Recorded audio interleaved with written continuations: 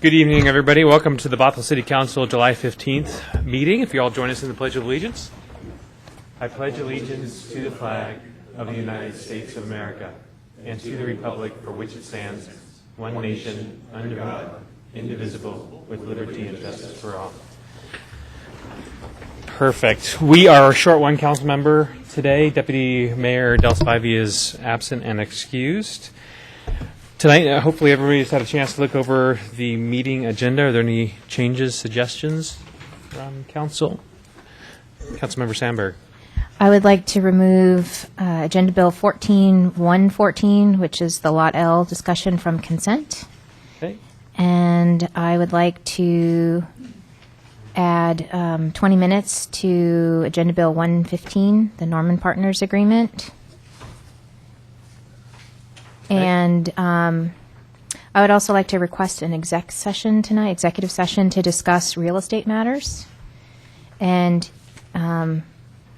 it bears on some of the conversation that we're having tonight. So I would propose that we have the executive session after the visitor section. And then I did have a comment on the projected agenda as well, if you wanted that now or later. Let's just grab it right after everybody has a chance to look at the meeting agenda for tonight. I'm not opposed to any of those suggestions. Anybody else? Not really knowing what the discussion is for the executive session, we will trust you that it's appropriately placed. Any other comments on tonight's meeting agenda? Seeing none? Well, there you go. Tris, projected agenda. And then Bob and Peter and I met today with the Greater Bothell Chamber of Commerce Action Committee, and we received a presentation from the East King County Chamber of Commerce on their legislative agenda. And then at the end of the meeting, Peter and I were discussing that we should be talking as a city about our legislative agenda sooner, potentially rather than in January like we've historically done. One of the reasons is that once they're back in session in January, their agendas are pretty well set, and so we want to establish an agenda ahead of time, so maybe we can meet with legislators or converse with our legislators ahead of that. And also it gives us the opportunity to work with other stakeholders in the community, like, for example, UW Bothell, who has their own legislative agenda that they would like to promote. And it would be a real synergy if the city of Bothell could work together with UW Bothell or whatever entity else in the city and make our two legislative agendas align where appropriate and make them even stronger. And so I was proposing, instead of us doing legislative agenda discussions in January, move that to the fourth quarter of this year. Okay, I'm open to your suggestion. I used to serve on the East King County Chambers of Commerce Legislative Coalition. It was a very interesting time for 2 years, and there was a lot of time that went into each and every different stance that we took. And so it would be nice to have maybe some conversation in advance, and so something that we should consider. Maybe we can take that up at the council retreat. Maybe talk about those things at that time, because that would be, well, the council retreat's usually in January or February. You're right. And I'm thinking more in the fall of this November. year. Okay. Yep, you're right. Anybody else any further comment on that? Makes a lot of sense. Okay. How about other projected agenda items?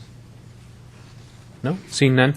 We do have a visitor section, but before that, I'm just going to ask the city manager if he can give us an update. Are you prepared to give us an update on the bond issue? Sure.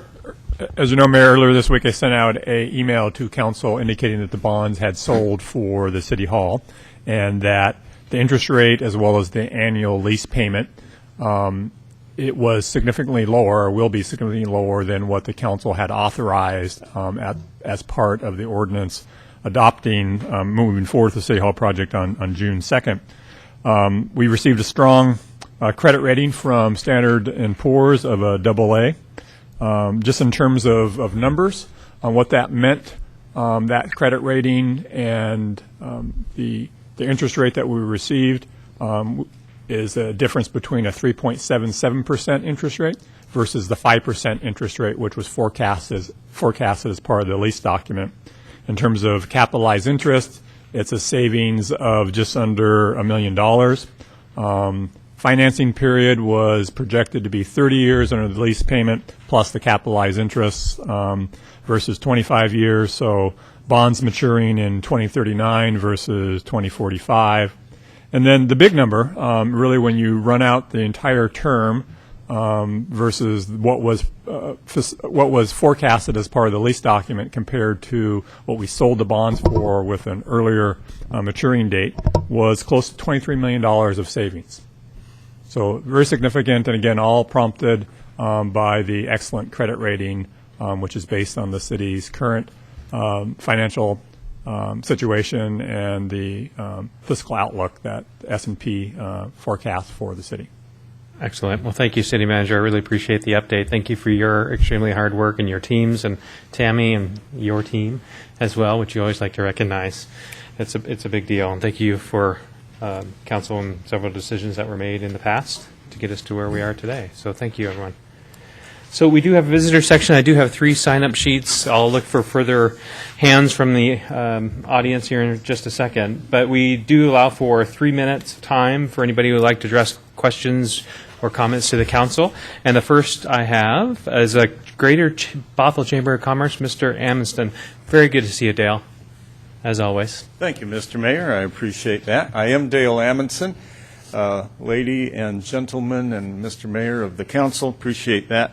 I'm a past chairman and current member of the Greater Bothell Chamber of Commerce Board of Directors, and thank you for the opportunity to update this chamber on our activities. I want to thank you personally and as a group for the proclamation of Greater Bothell Chamber of Commerce Week. We celebrated our 10th anniversary. We're celebrating that this year, and we had an anniversary party. It was great to see many members of the council at that event. We appreciate your support and involvement. The Chamber is here to promote the prosperity of our community and businesses, and we appreciate being a partner with the city in that goal. I'd like to tell you about a few events coming up. The first one is just a couple days from now, and it's not only a chamber event, but I'm also affiliated with Evergreen Washelli. We have a grand reopening ribbon cutting at, new name, Life Celebrations by Washelli, just up the street. It's on July 17th from 4:30 to 6:30 p.m. Special thanks to Deputy Mayor Del Spivey, who has offered to represent the city at this ribbon cutting event. And we certainly appreciate anyone else who might be able to come and join us, whether from this room or from the city as well. Event number 2, another grand reopening, ribbon cutting, and that's at Abilities Unlimited Northwest at their new location at 18107 Bothell Way Northeast here. It's Wednesday, July 23rd, a week from tomorrow, and that's from 5 to 7 o'clock. And then we have our monthly general meeting coming up soon as well. That's Thursday, July 24th in the morning at the North Shore Senior Center. That's from 7:30 to 9 o'clock. We appreciate our partnership with the city. We appreciate what this council does. Thank you very much, and thank you for the opportunity to give you this update. Thank you. Always bring a positive report to us. We always appreciate all that you're doing for the city and our small businesses. You bet. Thank you, Dale. Thank you. Next person on the sign-up sheet, I have Bill Moritz. We have your address and phone number already. Good evening, Council. I want to relate a experience we've had recently with the city. Many years ago, I've lived in Norway Hill for 41 years, and there's a lot of people that walk and bike up there at all hours of the day and night. We have school children that get on and off buses and have to walk some significant distances. And for years, I've been trying to get a street light at the end of my street. It's very dark up there.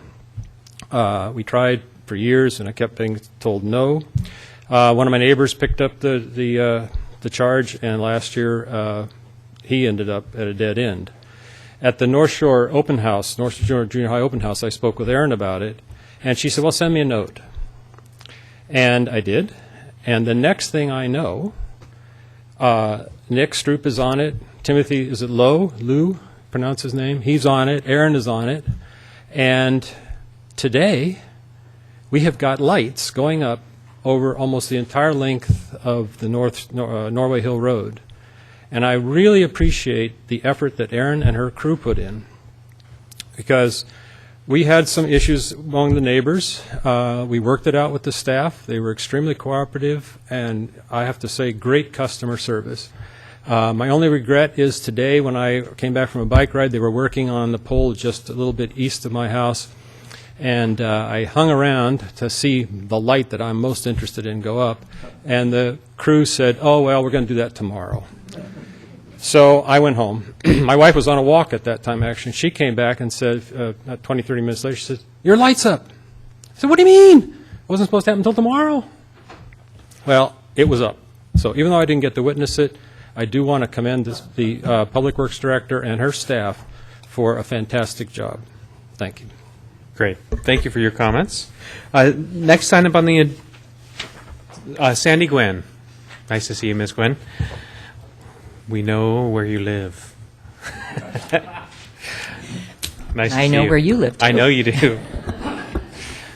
Great for sign locations. I just want to add, in all the years I served on council, our public works staff rock. I mean, they are awesome. I was going through the website, Bothel's website, and the last time I was here, I talked about the comprehensive annual financial report. And I was going through that a little bit more, and it has some interesting information in it. They have several years of the financial reports on the city's website. And I came across demographic statistics. And I'm going to talk about per capita personal income. And in looking at the different reports, there was apparently an error in a few of the years. So I can't quote the years between 1999 and 2003 until I do some research of my own for the accuracy. But each year, per capita income has gone up, with the exception of about 2 years. But then the following year, it was higher than the year before it went down. Until I come to year 2009. 59,198. 2010, 49,115. Year 2011, 50,559. 2012, 52,943. In 2012, we were still back just a few $100s per capita personal income above the year 2006. So when I come before council and express the desire to be cautious with our money, and when you talk about regional fire authority, really remember that it's also the residents and the citizens you need to look out for, because many of us have been financially hurt through this recession. Many have lost their homes. We were fortunate enough that we haven't, and we're doing well, but it'll be a long time before I can retire. But I'm fortunate in that I have a job. There are a lot of people that do not. A lot of young families have had to have jobs that were laid off, and their new job pays less, and they've had to sell their house. I mean, I doorbelled twice when I ran for state, and I can tell you firsthand, people are hurting. So I really encourage you to, before you make a decision, to consider the citizen, and especially when it comes to the budget. Thank you. Thanks so much, Sandy. Nice to see you. Are there any other citizens who'd like to address council this evening during our visitor section? Okay, seeing none, we'll jump to the next section of our agenda, which is the consent agenda. One item was pulled, was AB 14114. Is there a motion to pass the consent? So moved. So we have a motion by Councilmember Lamb, and a second by Councilmember Agnew. If everybody could place their vote. And if the clerk can display, passes unanimously with Deputy Mayor Spivey absent and excused. Councilmember Sandberg, would you like to discuss AB 14114? I was hoping we could have an executive session before. Oh, that's right. Thank you. So that's in regards to real estate matters. How long do you perceive that we'll need to be in executive session? 15 minutes. 50 or 15? 1-5. 1-5. Perfect. So council will be in executive session for approximately 15 minutes. We'll be back at 6:30.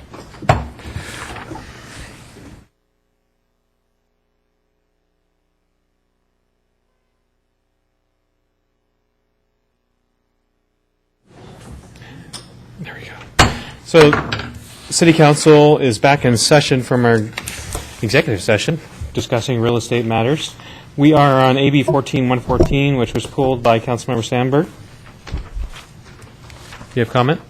I do. Thank you. You have before you the questions and Bob's responses. Are you on or off? I'm on. Okay. And I had a follow-up question before I had some comments. In addition to the request of changing the residential percentage, there is insertion of the word and or adjacent parking, and I asked how that affected the parking calculation, and Bob's response is that Main Street requested the insertion of the wording adjacent parking in case there is an opportunity to share parking with Six Oaks. The code allows off-site parking within 100 to 800 feet, depending on type of use, to count towards satisfying parking requirements. And so my question is, if it's allowed for in the code, why do we have to include it in the contract language here? Why can't we just let the code provide the direction? I think from the perspective of the developer and buyer is simply a belt and suspenders approach. And we didn't view it as objectionable, given the fact that it's allowed by the code. And I typically don't try to pick a fight on an issue that is already consistent with our code.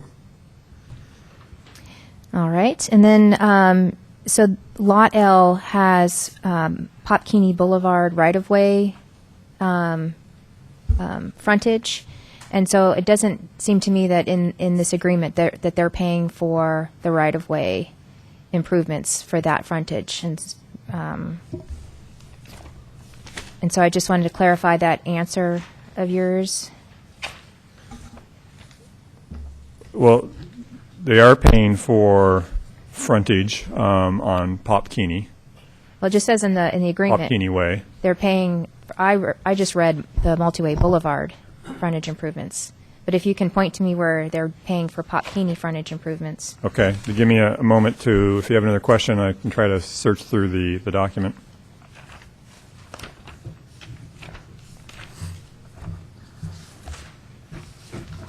They would be in the development agreement. The development agreement. Under developer's responsibility, if I find it.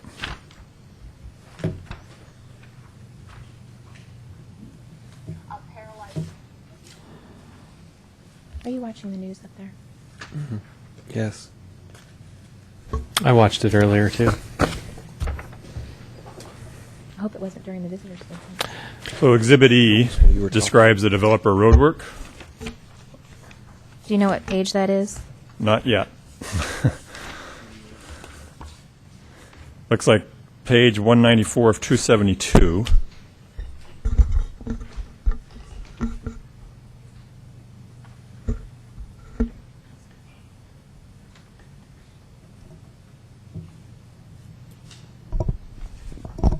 So the third bullet, construct open space areas located on the east side of the road, Popkini to the extending eastward to the west, and et cetera, et cetera. So that describes the requirements for Lot L, and you'd have similar requirements if you were looking at a purchase and sale agreement for Block O.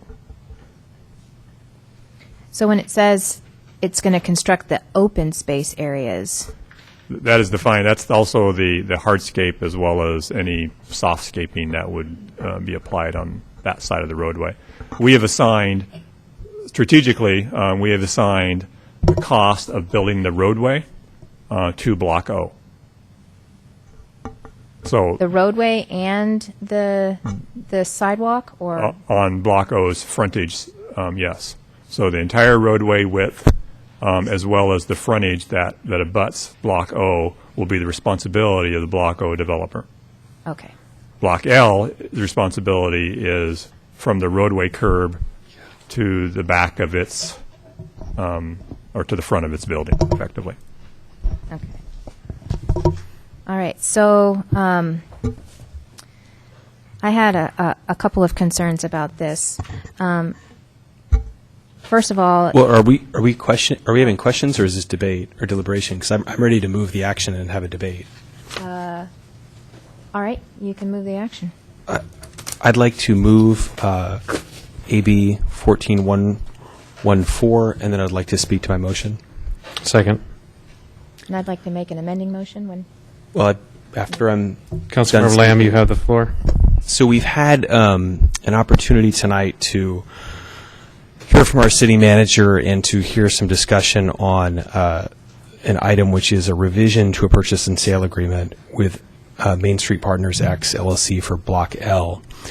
The revisions, first of all, I think it's important that we have an understanding of the context of our downtown development. Our city manager and our city, majority of our city council have been very supportive of the manner in which our properties in downtown have been disposed. This has included the successful sale to McMinimans, which all but one member of our city council supported. These are important investments in our downtown, and as we have developed our downtown plan in consultation with our community and with consultation with other council members, we move through. Individual property owners come in and look at the requirements that we have and request adjustments. In the instance in front of us, the purchaser is one with a long track record, one who's actually built successfully in Bothell in our downtown. It was actually the first new construction in Bothell in our downtown under this plan. And they have tested the market and has asked for what I believe, both based on their previous track record, based on staff's assessment, and based on the quality of the work that they produce, to be a very reasonable modification that doesn't burden the citizens of Bothell. I support this amendment for that reason, and I look forward to this project, which is a high-quality project, moving forward, just like the one that we already see under construction on the Bothell Highway. You have the floor, Councilmember Sandberg. Yeah, I'd like to make an amending motion to tie the percentage of residential development to a total of office and retail square footage. And then I'd like to speak to my motion if I have a second. You used to, well, yeah. You can speak to your motion. Okay, so the agreement is to modify the percentage of residential square footage allowed in this project.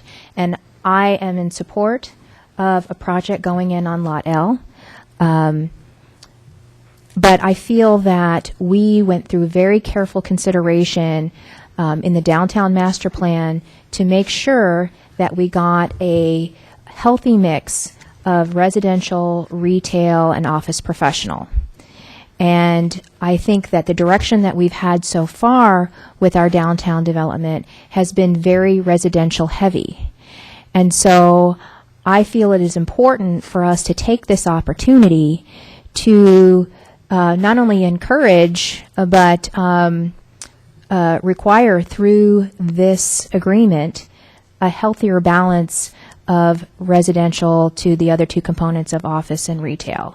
And so they can continue to increase their residential component as long as they increase either their retail or their office professional component. And what concerns me is that this agreement only requires retail development along the Multiway Boulevard. And we have talked about ground floor retail on many of the major streets in the downtown core, including 185th, which is a new street, and the Popkini Boulevard, which is new. And so we should be encouraging retail development in those areas. And this original purchase price was negotiated based on the residential restrictions that are in the original agreement. And so if we amend this agreement, we are significantly increasing their return on investment, and that's fine. I think it's great to, if a developer can build a great product, as long as the city gets something in return. And what I think the city should be asking for in return is a greater retail component, a better mix of those three components, and not just a heavy reliance on residential. And so that's why I've made this amending motion, and I think that we would be remiss to go forward with this amendment and not try and get something in return for that. Are there further comments on the amendment? I'd like to speak in opposition to the amendment. You have the floor. So, the idea in our downtown plan was to have retail on the multi-way boulevard, and this is currently required. A comment was just made a moment ago. I'm in support of a project going in on Lot L, which is good because we own Lot L, and we're trying to sell Lot L. I'm concerned when we as a city look at residential development, because residential development is people. Residential development is citizens of our city moving in. We have a growing university that is going to provide people in there. We have growing employers who are going to have people who want to live in our downtown community. I think residential is a good thing. I think when people move into our city, that's something to be celebrated and encouraged and applauded. And I don't view increasing the number of people who live in our downtown as somehow diminishing the value of the city of Bothell. On the contrary, I think that actually provides more customers for our businesses. It provides more people who go to our schools, and I think it's a really good thing. When we look at micromanaging from a government standpoint, where private businesses put different components of the residential development as opposed to setting over a very broad plan, which we did in our downtown plan, which I believe this is consistent with, I think we run the risk then of the city playing too active of a role as developer, and I think when that hits market reality, we run the risk of holding on to properties longer than we ought to, and I think quite to the contrary, we're not going to get more value. I think we'll get less value if we impose restrictions on them that cause people to ultimately fall out of contract and say, well, it's not feasible for us to build that.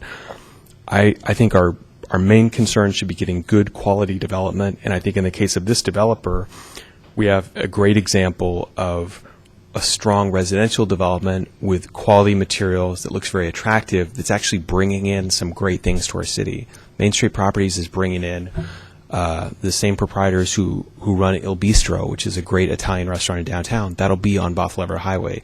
That's going to be one of the best restaurants in the city of Bothell. That's supported and that's in that place because there's a healthy residential component. That's a good thing. That's something that we ought to be excited about. So while I respect Councilmember Sandberg and respect her perspective, I will not be supporting this amendment. Other further comments on the amendment? Councilmember Ram. So, sure, to shock, I'll support Councilmember Sandberg's amendment.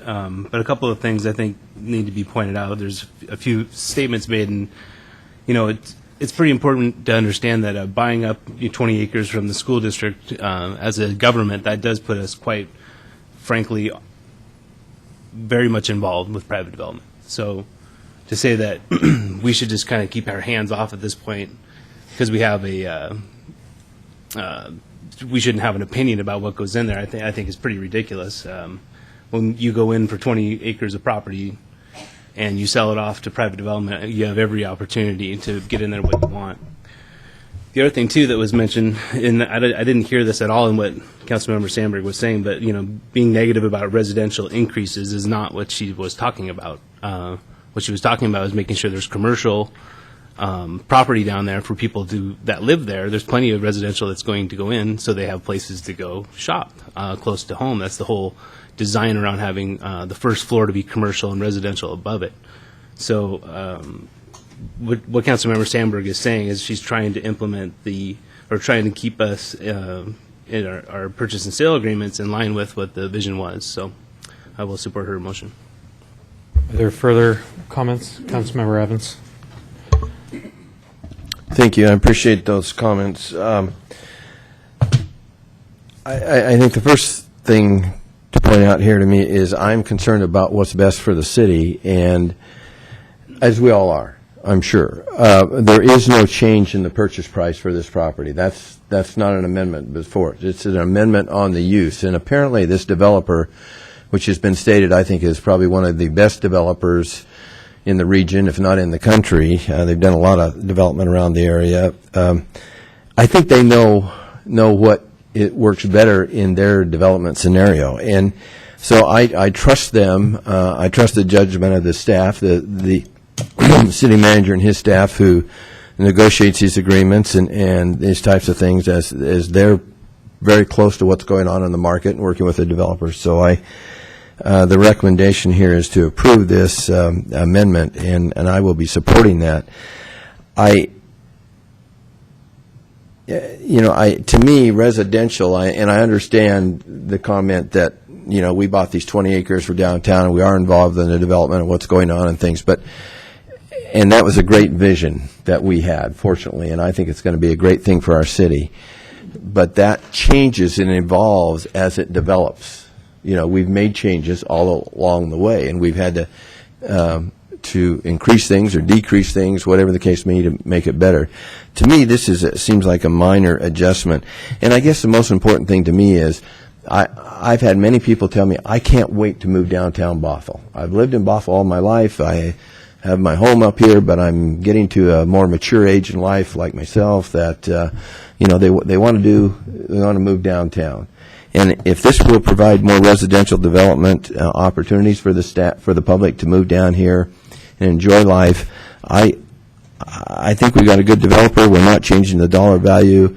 I am fine with the way it is, and therefore will not be voting in favor of the amendment. Do you have any comments? I, too, will not be supporting the amendment. I think putting in taxpayer structures in downtown is going to revibrate downtown. I think it's just going to make this city an exciting place to live. And I, too, have had citizens come up to me and ask me when they can move in, because they're excited about this, too. So with that being said, I will not be supporting the amending motion. Great. Thanks. With that, we've all had the ability to make comments on this. So a vote yes on the underlying, well, I guess an amendment to the motion would be supporting Councilmember's amendment. A vote no would be obviously against it. So if everybody could place their vote. And the clerk can display. Fails 4-2. Councilmember Sandberg, you still have the floor. I'd like to make another amending motion. I'd like to make the motion that for any residential units that are gained above the original agreement, that 25% be set aside as affordable housing. Second, for a purpose of motion, for a purpose of discussion. Go ahead. You can speak to your motion. Okay, again, I would like to reiterate that this change, although we are not changing the price, we are significantly increasing the value to the developer. And I'm not opposed to increasing the value to the developer, but I would like the city to take this opportunity to get something for its citizens in return. And I also think that residential downtown living is going to be fantastic in Bothell. I don't think there's anything wrong with downtown residential living. And we are going to have a lot of college students and working people wanting to move into our downtown area. But as far as I know, to my knowledge, we don't have any provisions in the downtown area that provides for affordable housing. We have a housing element in our comprehensive plan that has a housing strategy plan that's a part of the housing element that calls for affordable housing, but we have not taken any opportunity to actively provide for affordable housing. And we are going, our campuses are growing. So we're going to have people who are going to need affordable housing. And I don't know about you, but I wouldn't be able to afford the rents at some of these new projects going up. So again, I am asking you, why are we so anxious to move forward with this project? Something that won't even be built for 2 years. While later on tonight we're going to talk about, holding other offers so we can get a broker. Why are we so anxious to move forward with this project and yet not take an opportunity to get some kind of benefit for Bothell citizens in return? The further comments on the amendment? I'll speak to the amending motion. Councilmember Lamb? So I appreciate that the original purchase of the school district property was brought up tonight, because everybody up here, with the exception of Councilmember Rayum, voted for that, voted to buy the school district property. And that indeed puts us in the position of disposing of property. I think that what we will get in return for this purchase and sale agreement is a developer who will continue forward with us, and a developer who has a record of building very quality developments that will include multiple uses that are good for the citizens of Bothell. I think that we're fortunate in this case in that we have a developer that we can look at the end product, we can see what's going in, and it looks good, and it's a good product. We do have an affordability component in our comprehensive plan. We have talked a great deal about affordability. We've also talked a great deal about how we help people who are low income. I'm really proud of the fact that our council actually increased the tax credit that we provided to low income people off of their utility taxes. And we have partnered with Arch and other institutions to work hard to provide affordable housing, which Bothell does. I mean, one of the reasons I think Bothell is growing right now is we actually have much more affordable housing than many other jurisdictions further to the south. So I don't know that inserting at the 11th hour a requirement that we have never asked of any of the different properties in our downtown without any prior discussion or notice is fair either to our citizens or to the particular real estate partner that we've been working with. I think everybody up here cares a lot about working people, cares a lot about affordability, and I think that's why it's built into our comprehensive plan, where it's been dealt with thoughtfully over a period of many, many years. So I appreciate the good discussion, but I won't be supporting this amendment. And I won't either. As I look out in the audience, I see Sandy Gwen, who spent at least 8 years on council and 12 years on council, and she positively constantly beat the drum in regards to affordability, and I think set up our city really well on many of those matter of fact. So she was a great leader on that. So I appreciate your heart for this matter, Councilmember Sandberg, but in the midst of this negotiation, it wouldn't be something that I would introduce into the mix. Other comments? All right, seeing none, a vote yes would be to support the amendment for affordable housing. A no would be against the amendment. And if the clerk can display. It looks like we're. That wasn't The exactly what motion the would be, amendment was. the amendment would be anything over what is the expected yield of the building. Any additional units, 25% of them would be for affordable housing. So that's the amendment. So she wants to put that requirement onto the purchase and sale agreement. And I just want to say, Mayor, I'll be voting no because I do think we're getting residential development down there, and that's an important part to me, along with affordable housing. So my vote will be no. Perfect. So if we could place the votes again, the clerk can display. Maybe. Looks like we'll re-vote. And try one more time. Fails 4-2. Councilmember Sandberg, you still have the floor.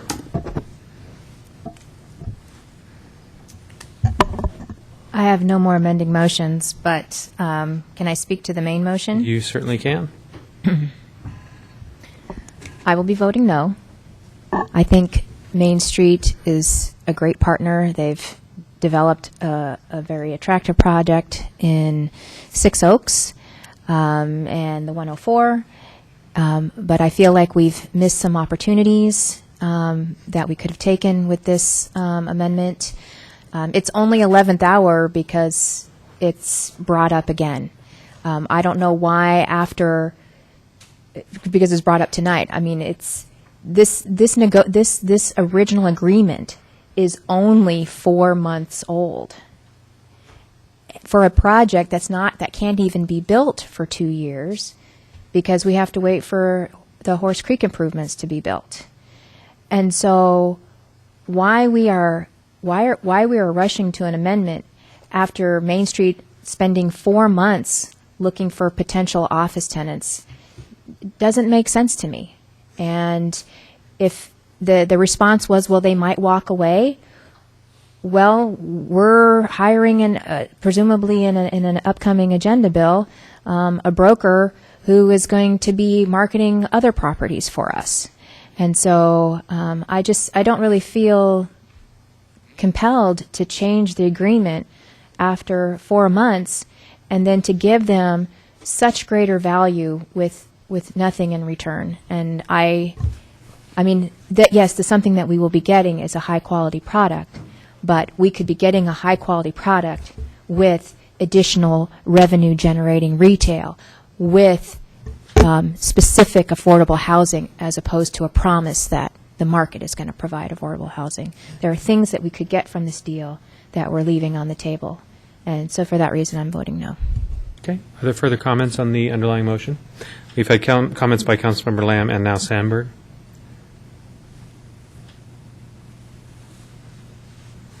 Okay. Councilmember Evans. I'm in favor of the motion as proposed, and I say that because I'm not a real estate developer, and this company that is developing this piece of property has been in the business a long time. I'm not sure there's a huge windfall for them, again, but I don't know financially what it is because I'm not a real estate developer. I don't know whether Councilmember Sandberg is aware of some certain amount of gain that they're going to make because of this. I don't know, but I trust this development. They've done development in the city and around this region, very highly respected. They know the marketplace. I don't think we're losing anything.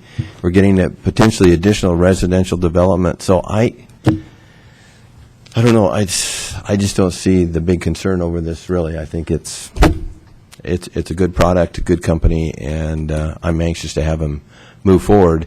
It does take time to put the idea of this property is going to be developed for 2 years. Well, there's a lot of properties in the city that are under contract right now that aren't developed yet, but it's amazing the amount of time it takes these agencies to put their financing together, get their planning together, get their permits together. I know the public gets frustrated with why isn't this moving quicker, as we all are wanting to move quicker.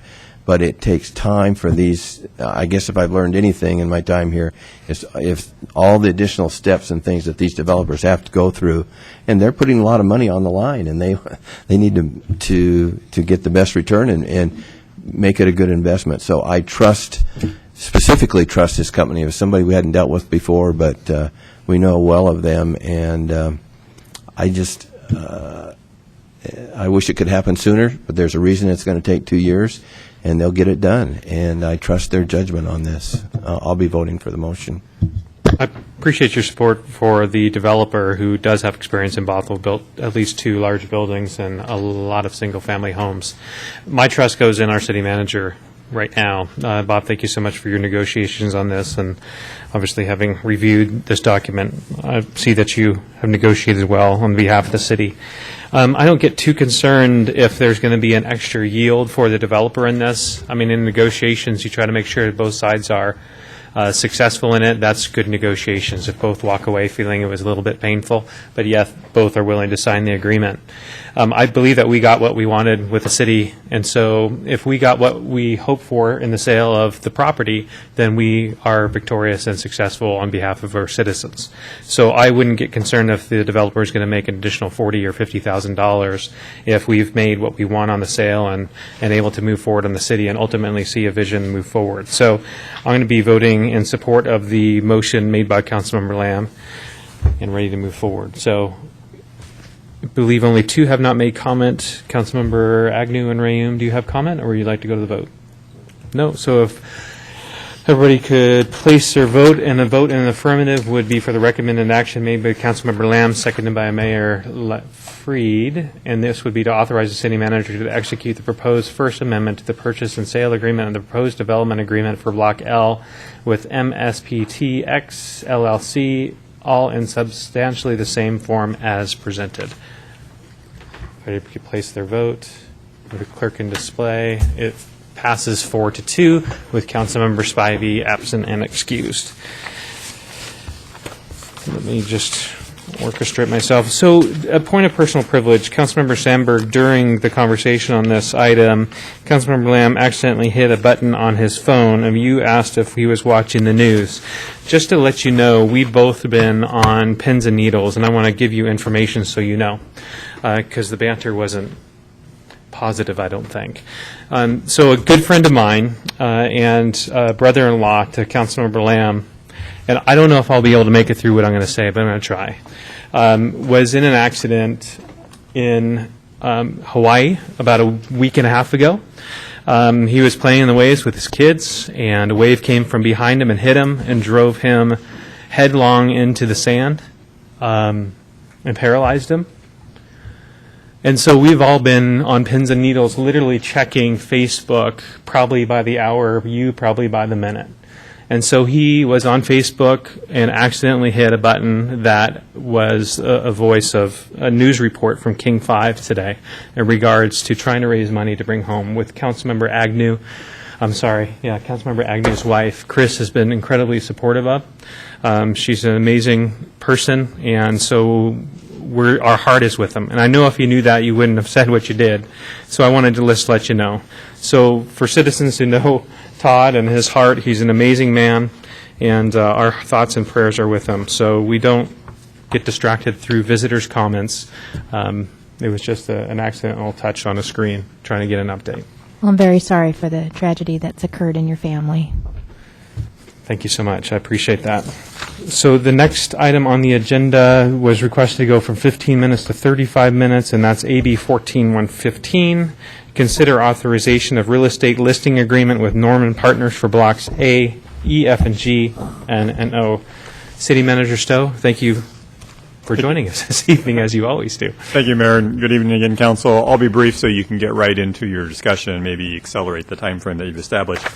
The listing agreements that you have before you are for blocks A, blocks E, F, and G, N, and O with Norman Partners. They would provide Norman Partners if they were to successfully negotiate and closing would occur on these properties, a 4% commission based on the city's minimum terms and conditions that we would establish. Council, of course, as with all purchase and sale agreements, you would be asked to approve and authorize each purchase and sale agreement before it would move forward. Norman Partners will also receive a monthly retainer of $6,250 per month, up to $25,000 as the limit for all of the blocks. These fees are provided in recognition of the reduced commission price and the very active marketing approach that Norman Partners will be taking on the disposition of these blocks. So with that, Mayor and Council, I'll stop in terms of the presentation. There's material in the packet. I'd be glad to address any questions that Council might have. Councilmember Sandberg asked some questions prior to the meeting, and you should have those written responses via email as well as at the dais this evening. We do, and I did get them in email, and I was able to read them earlier today, so that was nice to be able to have the response. Councilmember Sandberg, did you get your questions answered in here, or do you have further? Well, I do have further questions, but I'll yield the floor to other council members if they have questions, and then I can, since I've asked some, I'll wait to hear other council members. Perfect. So we have our time set for 35 minutes for this, so it's 7:09. We do need to leave probably 10 minutes for actual voting and deliberation, so I'll divvy up 25 minutes of time for the 6 council members that are up here. So who would like to take the first opportunity? Sir, Councilmember Lamb. City Manager, so we had just executed a amendment on the Main Street Properties X block. By executing that amendment, then, do we exclude that piece of property from this commission agreement? That's correct. Lot L was not part of the listing agreements with Norman Partners? So if we had not extended this, the Lot L agreement, and we had fallen out of contract with Main Street Partners, would we have then presumably included Lot L in this agreement? Presumably, I would have come back to you and asked that you also authorize me to execute a listing agreement for that lot as well. Okay, thanks a lot. Your further questions, Councilmember Evans? It's on page 213 of the packet, talks about fee exclusions, and mentions Block O, Block E, F, and G, and these are other potential companies that were interested in these properties that we've talked with, but for whatever reason, the talks did not move forward. So if, in fact, one of these properties came back to us with interest in any of these properties that are going to be covered by this contract, there would be no fee paid on those.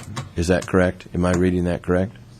That's correct. If you read the second sentence of that paragraph, which reads, should a PSA be executed with any purchaser below within the initial term of the listing agreement, 1/2 of the above performance fee should be provided. So there is value that Norman Partners could bring.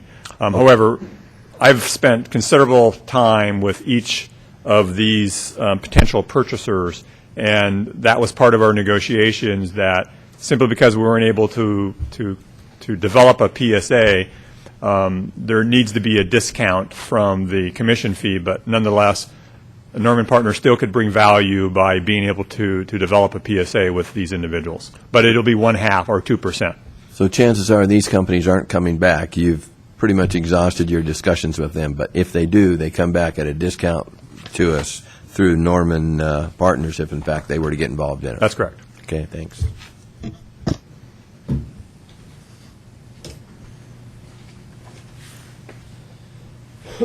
Anyone else? Councilmember Agnew or Rayum? Councilmember Sandberg? On that same section, it says that no commission will be provided to the broker for those eight previously interested parties if they have established an LOI or agreed upon term sheet. But if, say, for example, one of those comes back, let's just, I don't know, pick Regency Centers. I've never seen a term sheet from Regency Centers. So they've expressed interest, they've made an offer, but there has not been a term sheet. When I read this, it reads, they come back and we do pay the 4% commission. Is that correct? Well, if there's an executed letter of intent or term sheet that I have executed with any of these purchasers at the time of the listing agreement, no, they would not receive 4%. So have you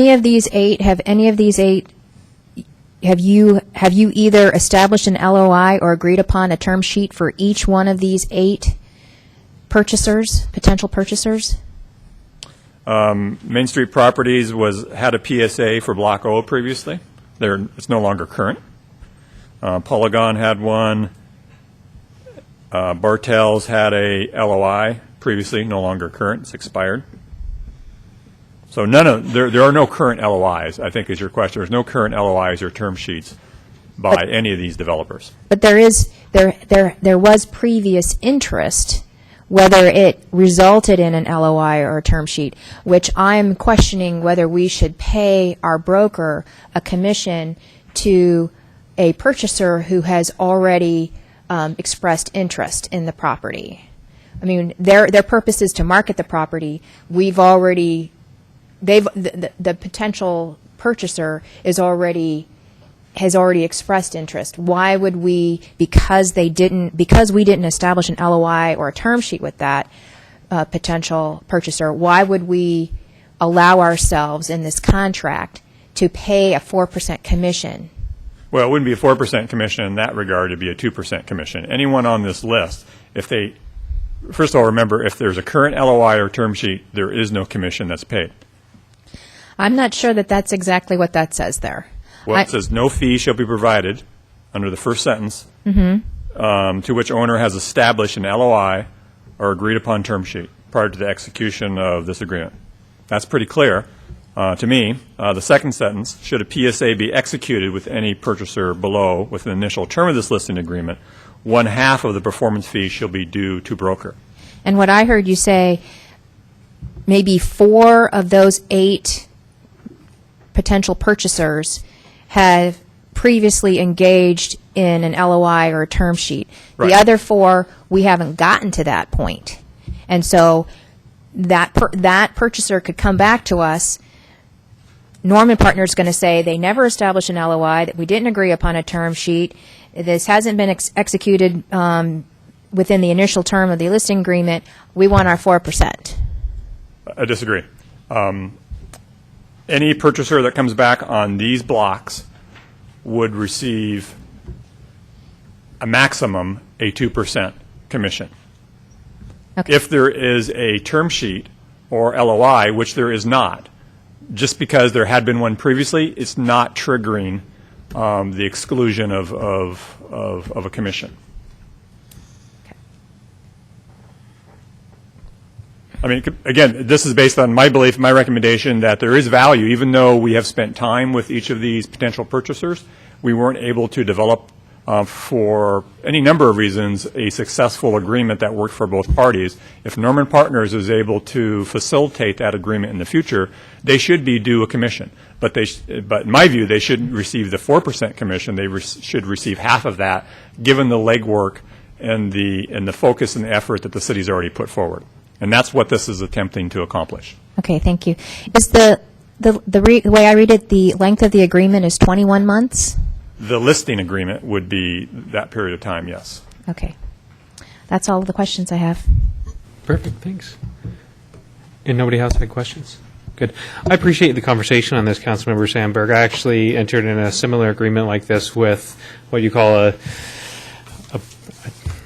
money broker that connects developers and real estate developers and such with funds. And so I was listing exclusions on there.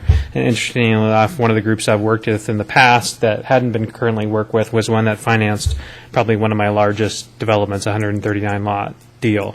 And so if we didn't have this in there, I like how this is written. It's exactly how it should be written. So I'm fully supportive, and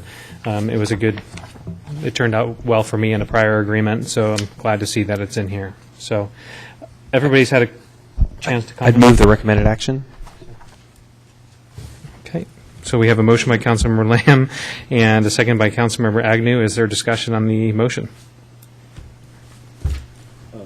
Councilmember Evans. This company was retained by the city to do some prior analysis of these properties and things. Actually, that contract was about $75,000, so I think that's what was in our agenda packet. And I meant to ask the city manager, although I think I know what the question was he satisfied with that work in the report? He discussed those reports with us.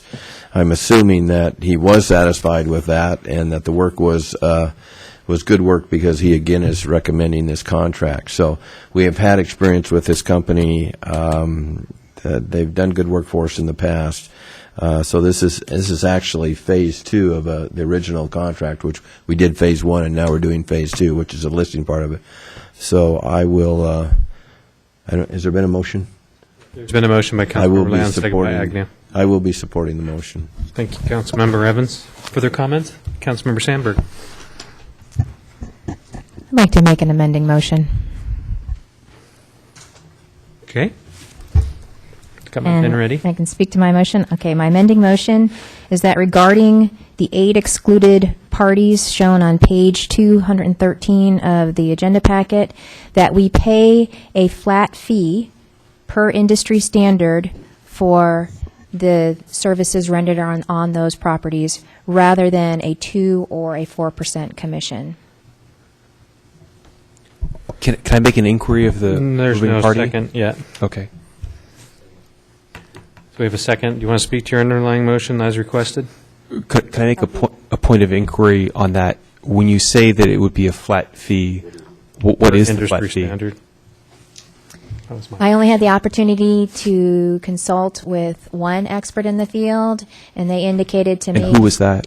I don't think it's important, but It is to me if you're going to be giving an estimate as to what, I mean, if there's not a flat fee, I'd like to know. it's a. Point of order, Chair. Yes. You know, this keeps coming up. We can't have a council member questioning another council member. There was one question asked. I think she has the floor and the right to complete her communication before she gets interrupted again and again and again by another council member. Great, thank you for that. As I understand, Councilmember Sangberg was willing to have a conversation. If you're not, let me know. Well, you can choose to ignore what I'm proposing. You are also welcome to consult with your own professionals in the community. I was advised that a standard fee might be $20,000 to $25,000 flat fee. Okay. But I would also like to have the opportunity to have more professionals weigh in. Okay. You still have the floor to speak to your amendment. All right. So, as I expressed previously in my dialogue with Bob, I am concerned that the language on page 13 provides the opportunity to pay a commission in a situation where the city has already done the legwork on the marketing. We already have an interested buyer, and I'm concerned about the language of the LOI or the term sheet might be a weakness to exploit. And so I recognize that a broker would be providing services to the city in negotiating that deal with a potential purchaser. Therefore, they are entitled to some compensation for their effort. And I feel a better compensation for that effort is a flat fee versus a percentage compensation. Okay. You said weakness to exploit. Could you explain, if you're willing, that sentence? Well, I thought I tried to explain that during the question and answer session. And the contract very specifically says that the exclusion applies to interested parties with whom we have engaged in a letter of intent or a term sheet. And when I asked of the 8 that were listed there, how many have we actually engaged a letter of intent or term sheet, I believe the city manager said he listed out 4 of the 8. Well, that to me says the other 4 never got to that term sheet point.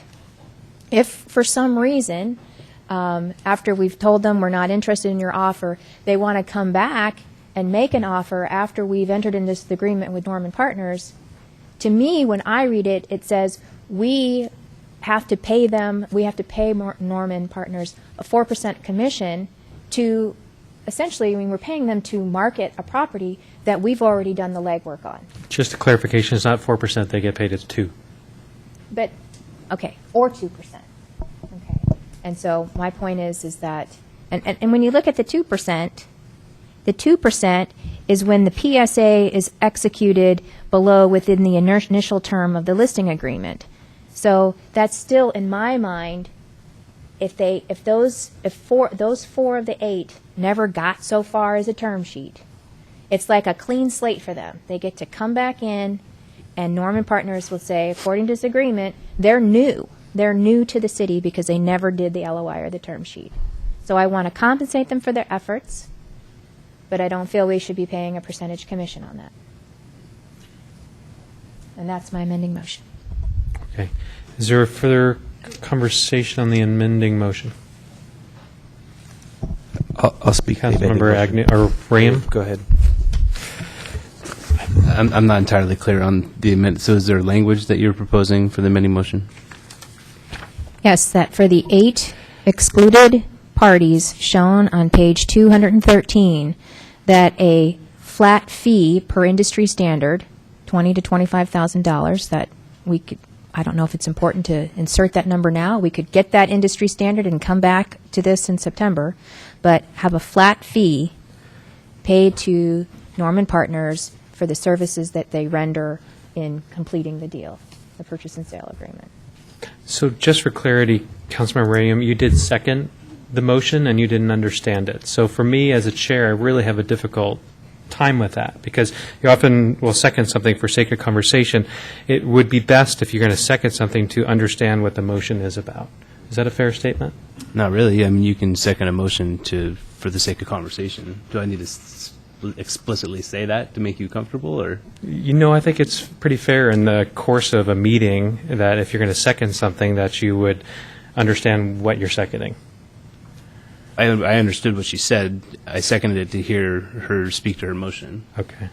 So you can continue to speak to what you seconded now that you have a clarity from the maker. I just need that clarity. Thanks.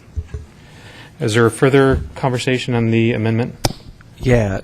Councilmember Lamb? So I'll be speaking in opposition to the amendment. I sincerely believe actually this is just a misreading of the contract. I've listened to the explanation that was offered by the city manager, and I've reviewed the agreement, and I agree with the interpretation that the city manager offered.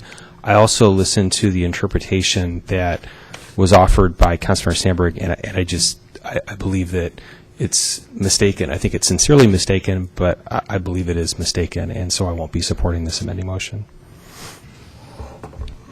As I heard Councilmember Sandberg say it as well, I believe she's an extremely competent person, but I believe this is a misunderstanding of this section. So I believe your intent, as I understand it, Councilmember Sandberg, is already supported in the underlying agreement. So I'm going to be voting against it. Are there further comments from Councilmember Agnew or Evans? Seeing none, if everybody could place their vote. A yes vote would be to approve the amendment. If I need to restate it for anybody, let me know. If not, a vote against it would be not to support the amendment made by Councilmember Sandberg. Everybody could place their vote, and a clerk can display. Fails 4-2. Councilmember Sandberg, you still have the floor. I'd like to make another amending motion. I would like to make an amending motion that requires that the commission paid to the seller's to Norman Partners, the seller's agent, that it require a 50-50 share with the buyer's agent. And I would be happy to speak to my motion. So do you mean seller's agent? Yes. So the seller's agent in this case is Norman Partners. No, a seller's agent is actually whoever purchases the property. All right. I'm sorry. All right. So just can you write? I would require a 50-50 share of the commission provided to Norman Partners. Norman Partners and the seller's agent, I think it's to the, selling agent. let's see. Okay. So it's very confusing in real estate, but you have a listing agent, which in this case would be Norman, and then when a buyer is brought, that's considered the selling agent. Strange, but that's the truth. And so as I understand, you want the listing agent to share his commission with the selling agent, who represents the buyer. If that's the terminology, yes. Yeah, it's very strange. And then I will speak to the motion, Okay. amending motion. Okay, I'm referring to Who language. was your second? I assume Oh. Councilmember Ram? Of course, I'd be happy to second her for the point of discussion. Thank you. Thank you. So I would refer the council to page 212. Oops, there I'm gone. Of the agenda packet. It is on the very bottom of that page where it talks about the broker fully expects to be successful in the final disposition of each parcel. However, in the event that A highly desirable buyer wants to purchase the property and the only provision that is hindering a successful purchase is a commission for the buyer's broker. So I'm not sure if that's the buyer or the seller, but I'm taking it to be the buyer's broker. The broker, Norman Partners, will provide for the buyer's broker's fee from its 4% commission. And when I read that, to me, I read that Norman Partners has the discretion to pay whatever they would like of that 4% commission to the purchaser's agent. And I am uncomfortable with that level of discretion because I believe that the industry standard requires a 50-50 share. And the reason why that concerns me is that I can imagine a situation where a buyer comes and their agent wants to receive a commission, and Norman Partners has no requirement to provide any specific percentage of it, of their commission. And so say I don't know, say the commission is $100,000. Okay, the buyer wants $100,000, the buyer's agent. And Norman Partners isn't willing to meet that. You know, it's not 50% of the commission. Mm-hmm. Well, then the buyer is going to say, well, let's just discount my agent's commission off the purchase price of the property, because they're going to come in and say, hey, you know, we're going to only spend $5 million, and if you're not going to reimburse our agent, then we're going to deduct that from the price of the property that we're willing to pay for. And so I don't want to be in a situation where we are reducing the net proceeds of a property sale by allowing virtually, I mean, this is a one-sided arrangement with Norman Partners. They get to dictate. And that, in the end, hurts us. It hurts us, the city, and it reduces our net proceeds for that property. And so it is industry standard to have a 50-50 sharing. And I think that should be delineated clearly here in the agreement. Okay. I'll speak to your motion. It is not industry standard, meaning every negotiation is split 50-50. So when you have a listing agreement with a listing agent, you typically will put in there 6%. So in this case, it's actually 4%, which is better than what maybe some would call industry standard. So 4% commission. It's up to then, through negotiations, and we actually up on council and with our city manager have the ultimate say of when a purchase and sale agreement comes back to us. You will write into the purchase and sale agreement itself the division of the commission, if there is any division at all. A lot of times when you're dealing with groups of this size, like for instance Main Street properties, I don't know 100% because I haven't looked at, what was it? You'll have an attorney, so there won't be a commission due, because that's not, I mean, Mark will speak to this better than I, but you would have an attorney that wouldn't take a share of that commission. Your purchaser will be dealing with their legal counsel and often be writing up a purchase and sale agreement and legal documents with your broker. So it's not true that it's industry standard that that commission would be split 50-50. But ultimately, the good news is, at the end of the day, we have the control of the purchase and sale agreement and can alter what we would like to do with the commission at that time. So it could be that we come to an agreement that there's a broker on the other side, we give that broker 1%, we keep 3%, or maybe Norman Partners finds that they're so interested in getting a sale, they're willing to give, or we're willing to talk with them, and they give 3% away, and Norman keeps 1%. It's a lot of conversation. I agree. A lot of times it's split on standard single-family home broker commissions, but when you talk in larger commercial properties like this, you often have a more legal on the purchaser side. So I won't be voting for the amendment. I appreciate the heart in it, but it's not something I'll be supporting. So is there further comment? I'll speak. Councilmember Lamb. So a moment ago, I had inquired, and Councilmember Reagan became quite agitated and didn't want me to ask the question of what commercial real estate agent you had been speaking with about this provision. And it's completely within your rights not to share that. The concern that I had was this was actually a process that a number of people competed for, and a number of different agents and agencies wished to have this contract that we're considering awarding here tonight. The mayor did a good job of describing, I think, the overall background of commercial real estate and how this agreement fits into it. And I don't really have anything to add on his description other than I think the city manager has negotiated a very good deal, and one that actually saves a substantial amount of money for the citizens of the city of Bothell by getting a commission that is below market rate. I won't be supporting the motion because I don't think it. Again, I think that you're absolutely sincere in your take on this. I think you are also mistaken, and I would and so respectfully, I'm not going to be voting for this amendment, but I will be supporting the underlying amendment when it comes back. Any further comment from the other three council members? Councilmember Evans?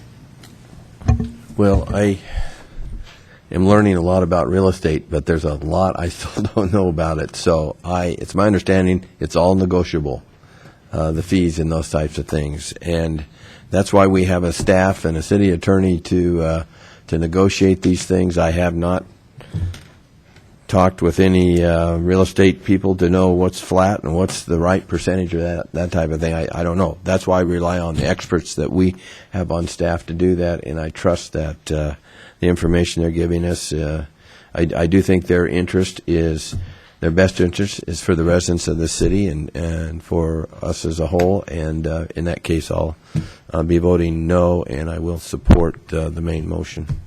Thank you. Are there two council members? Councilmember Rayum? I'll be supporting the amending motion. I just wanted to clarify something real quick here. It had nothing to do with, who's the realtor or anything like that. I have so far tonight seen two different occasions where certain council members did not get the attention of the chair and interrupted another council member during their communications, and that is a violation of our protocol manual. And that is what I made a motion to get the chair's attention to try to make it stop, because it just keeps happening every meeting, and it's basically unprofessional. Councilmember Agnew? I will not be supporting the amending motion. I think the city manager and the city attorney have done a good job with this. I think it's a fair settlement. I think it's in the best interest for the city, so I will not be supporting the amending motion. Great. Everybody's had an opportunity to discuss. So if everyone can vote on the underlying amendment put forward by Councilmember Sandberg, seconded by Councilor Rayum. The clerk can display. Fails 4-2. Councilmember Sandberg. Any further amendments? I do. I'm on a roll tonight. I would like to make the amending motion that we remove the retainer, the $6,250 per month up to a maximum of $25,000, and rely on the commission only. So my amending motion is to remove the retainer, and if I can get a second for discussion, I will love to speak to my amending motion. Are you going to second it? Sure, I'd be happy you to so second much. for discussion purposes. So the retainer, which is up to a maximum of $25,000, does eventually get credited to any commission that is paid. So I think I think Norman Partners in this agreement is already has enough incentive in the commission based on the property value that we're talking of, and having a commission plus a retainer is, in my research, maybe not yours, is not a typical arrangement. And I think that we can get much better service if we have the incentive for him to sell the property or to market the property for sale. So I don't feel that there is a need for the retainer, and I think the commission alone suffices. Would you like to speak to your second, Councilmember Rayum, at all? No, I got the information you needed. Thanks. Okay. I don't know who you're getting your advice from, but I don't know. So I currently at one of my sites do actually pay a retainer to my site agents and recoup through commission when they get to sales. So I don't know who you're getting your advice from, but just go back and ask some questions. It'd be interesting. I'd love for them to come and talk to council and maybe express their years and how they've negotiated things. So it'd be interesting. So are there further comments toward this amendment by any chance, or can we go to vote? I just have a really brief comment. I mean, my understanding is that we're getting a significantly discounted commission based on market rates, and that this monthly fee is then again credited. So to me, it economically makes sense. I think it's consistent with industry practice, and I appreciate the work that our staff has done, and I appreciate the mayor's argument. Councilmember Evans or Agnew? All right, seeing none, if the council can vote, yes would be to vote for the amendment, and a no would be to be against the Councilmember Sandberg's amendment. Clerk can display. Fails 4-2. Any further amendments? I'd like to make amending motion. Okay, for now, I'd like to actually call a recess because I think we're due as a council. So we'll be in recess for 20 minutes until 8 o'clock.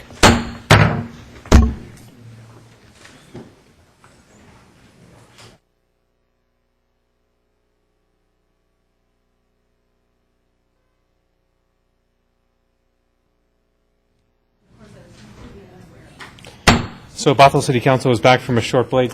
Councilmember Sandberg, you were in the midst of a motion, as I recall. I was in the midst of another amending motion, which is to reduce the length of the agreement from 21 months to 6 months, with the ability for either party to terminate. And I would love a second for purposes of discussion. I'll second for purposes of discussion. Okay, Councilmember Evans, you have Mayor. the floor. I'd like to move for the previous question. Second. This is a non-debatable motion to vote on the underlying motion. So if the council can place their vote. And the motion was made by Councilmember Land, seconded by Councilmember Agnew, to authorize the city manager to execute the attached real estate listing agreements for Block A, E, F, G, N, and O with Norman Partners in substantially the same form as presented. So a vote and yes would be for the underlying motion. If the clerk can display. A point of order, Mr. Mayor. I think the vote, which is non-debatable, is to move the previous question. So we vote on that, which is to cut, is to move to a vote on the underlying motion. That is, okay. Okay. So a vote yes is to vote is to So we're going to vote move twice, the previous question. non-debated. Are we going to vote if it's non-debated, or are we going to have opportunity to state our reasons for voting on the underlying motion? We apparently, as my understanding, talking to the attorney, we don't have the ability to debate this, and we don't have the ability to debate the underlying motion, but you want to correct me on that? The motion to move the previous question is non-debatable in and of itself. The motion, if successful, to move the previous action closes debate, and you go to a vote directly. Okay, perfect. And then if it closes the debate, does that mean that people are not able to speak to the underlying motion? That is correct. Correct. Then I would like to be able to speak to the underlying You motion. can't, it's non-debatable. No, we have an So underlying if the- motion, if the and we had council can one place their person, vote- point of order, we had one person speak hearing in your- in favor of the Not hearing emotion. your, this is debate, and it's in violation of Robert's Rule of Order, which is. I would like to see the violation of citation in protocol. Robert's rules, because you have Can cut the clerk off just any, display the you have vote? cut off any opportunity. Mr. Mayor, right now, as a point of order, when the chair is speaking, the chair is not interrupted. The point of order, that is in violation of our protocol manual. There's a pending motion on the floor, which is non-debatable. I agree. So everybody can place their vote, and the clerk can display.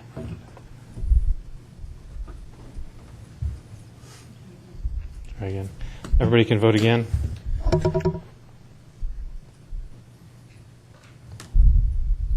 Is it not working? So all in favor? Oh, there we go. Passes 4. Passes 4. One against and one abstention. I'd like In to this speak case, to is my there abstention. an ability to speak to the abstention? I'd like to speak to my abstention. We're asking the city attorney if there's that opportunity. Yes, you can speak to your abstention on Okay. this. I'm speaking to this because I feel there are other flaws in this motion.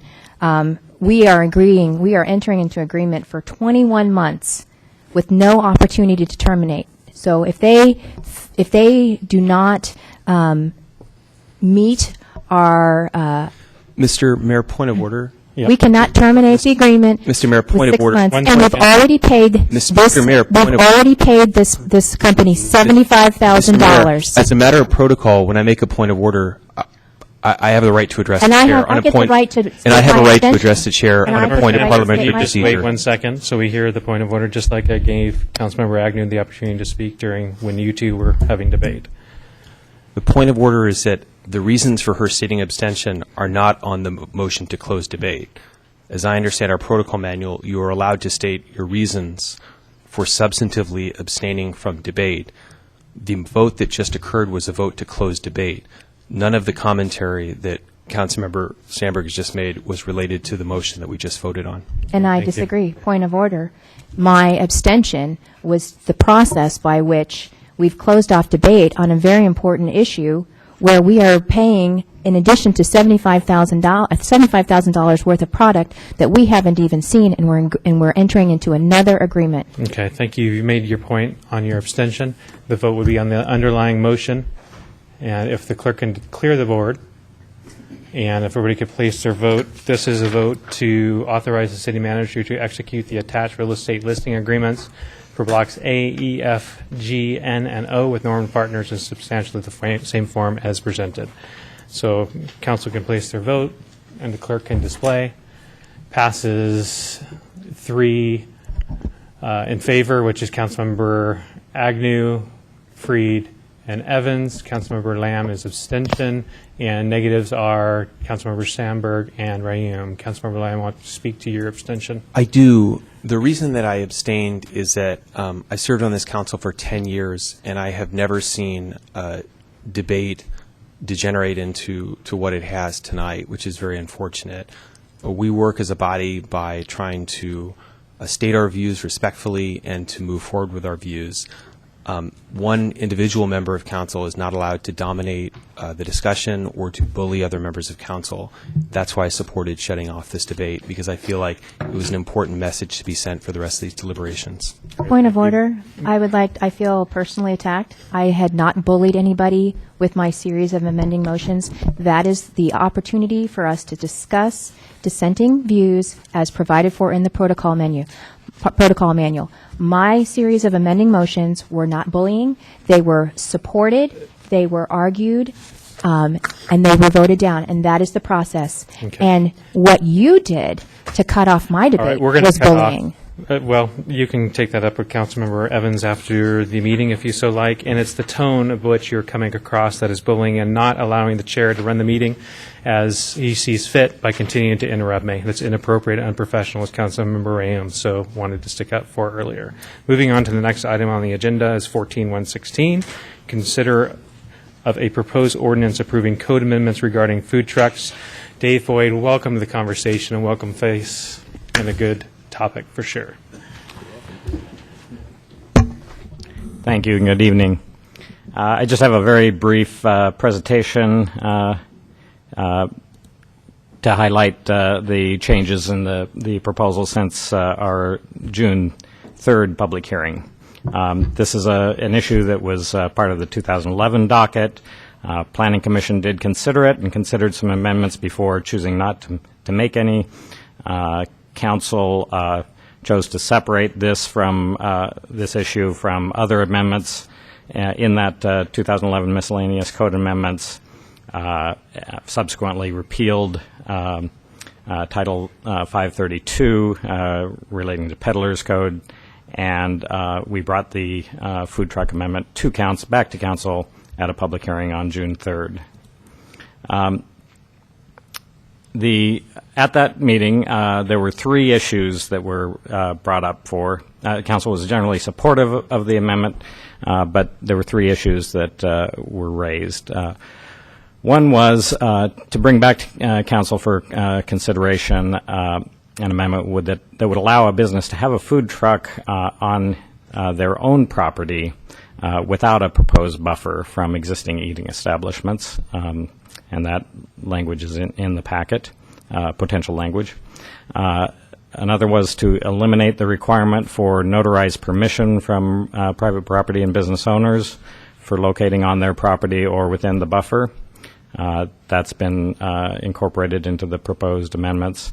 And to clarify the requirement that public area use permit does not apply to vendor carts, trucks, or stands on the University of Washington, Bothell, or Cascadia Community College campus. And that also is incorporated in the revised amendment. Following the June 3rd hearing, an issue or a question came up regarding ice cream trucks and whether they would be regarded as food trucks. The county health departments exempt mobile ice cream vendors that sell prepackaged frozen food.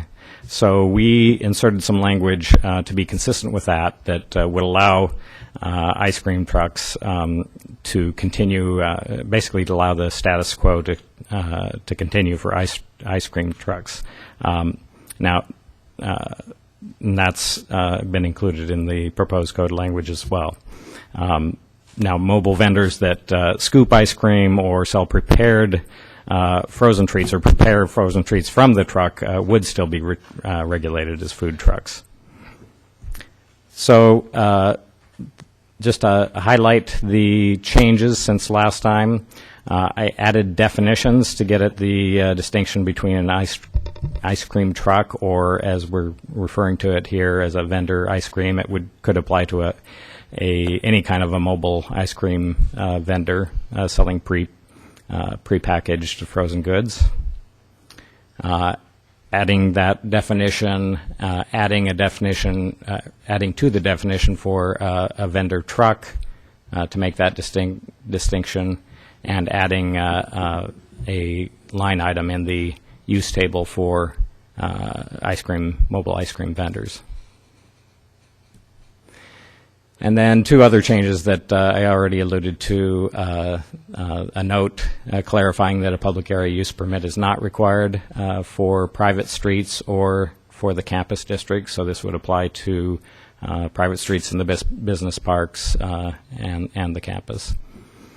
And on page 4 of the code amendments, proposed code amendments, this is the amendment that would address, or the revision that would address Councilmember Spivey's query about whether a business owner should be allowed to to have a food truck on his own property, regardless of any buffer from existing eating establishments. So that is one that I wanted to provide to the council for consideration as part of this code amendment. We have received 3 new written comments since the June 3rd hearing, and those have been entered into the, I would like to officially enter those as 2 new exhibits. Exhibit 8, an email from Julio Silva of Julio's Restaurant, and Exhibit 9, emails from Jerry Eagle and Jennifer Rouse that were forwarded to me from Councilmember Sandberg. Those are included in the revised findings.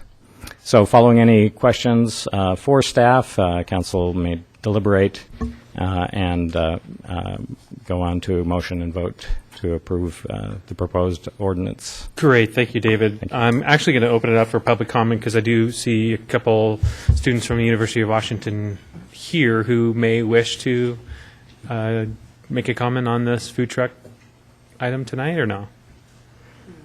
No pressure. Nice to see you again. Thank you. Welcome to our lively debate. Thank you, Mayor Freed, and thank you, Bothell City Council, for having us. It's a pleasure, as always, to be here in front of all of you this evening.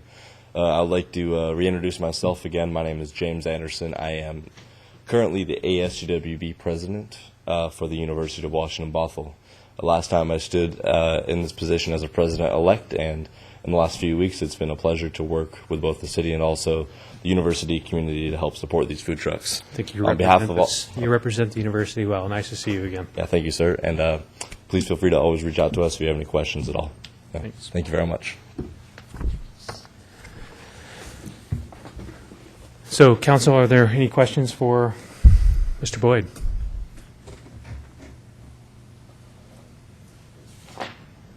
So I have a question, actually. I was looking at the zoning map for downtown, and I was looking at the chart at the same time. And David, maybe you can help me with this. Sorry, I got to get to the chart. It's on page 250. And several of the zoning classifications don't reference our downtown zoning, which is unique to the Bothell Landing area. And I just want to see if trucks are allowed in, like, the park at Bothell Landing. For instance, I was just at Juanita Beach a week ago, and there was a food truck there. It was really nice, and a lot of people were there enjoying what the vendor was selling, and it would be a nice amenity that would be allowed. Plus, in the downtown streets, I don't see that the zoning is referenced here as well, is that if we had a river walk event. Yeah. The proposed amendments do include a simple insertion of vendor trucks in the use table in the downtown plan that would apply to the commercial districts in the downtown plan. The park at Bothell Landing would be an allowed use with a public area use permit or with a contract with the Parks Division. What is allowed? It would be, yes. So it's just not contained in this chart, that specific zoning? That's right. Yeah. It's elsewhere? Well, the overall code amendments to allow them with public area use permits would apply to any public property. Okay, perfect. Thank you very much. Any further questions? Is there, yeah, Councilmember Evans? Couple questions. On page 252 at the top, this attachment 3, it talks about vendor trucks, and then the second would be J, I guess. Makes comment that a public area use permit is not required for private streets or the campus district, but other requirements of this subsection apply. So my past experience working with public use permits, if I'm a private, let's say I want to have a wedding at my house and I'm going to have 300 people there or whatever, do I have to get a public use permit in the city to hold a special event on my property? No, not if you're not proposing to close down the street and use the street space as part of your event. Okay, so the only time, so the reason for a special event permit is if I'm going to be impacting other people around me or closing streets or whatever the case may be. Is that what you're saying then? If you're actually going to be using public property, including public right-of-way, other than customary use, transportation and parking. Okay, and then down below on the bottom block there, it says if City Council wants to allow food trucks in downtown staff area as recommended by staff, simply add trucks to the use category. Is there a potential issue here that we could have more public trucks downtown in an area that we want, or do we limit those in any way? On private property, they would be limited to those commercial districts listed, the downtown core and downtown neighborhood district, and then the city would have control over any that would be allowed through a public area use permit on outside of those areas. So there is a way through the permitting process then to control the number of trucks in any one area? Yes, and also in the buffer exclusion would also prevent a truck from parking within 100 feet of an existing eating establishment without their written permission. So conceivably, could we have a truck every 100 feet in a permitted area? In theory, yes, as long as there aren't other eating establishments that they'd be within the buffer of. Yeah.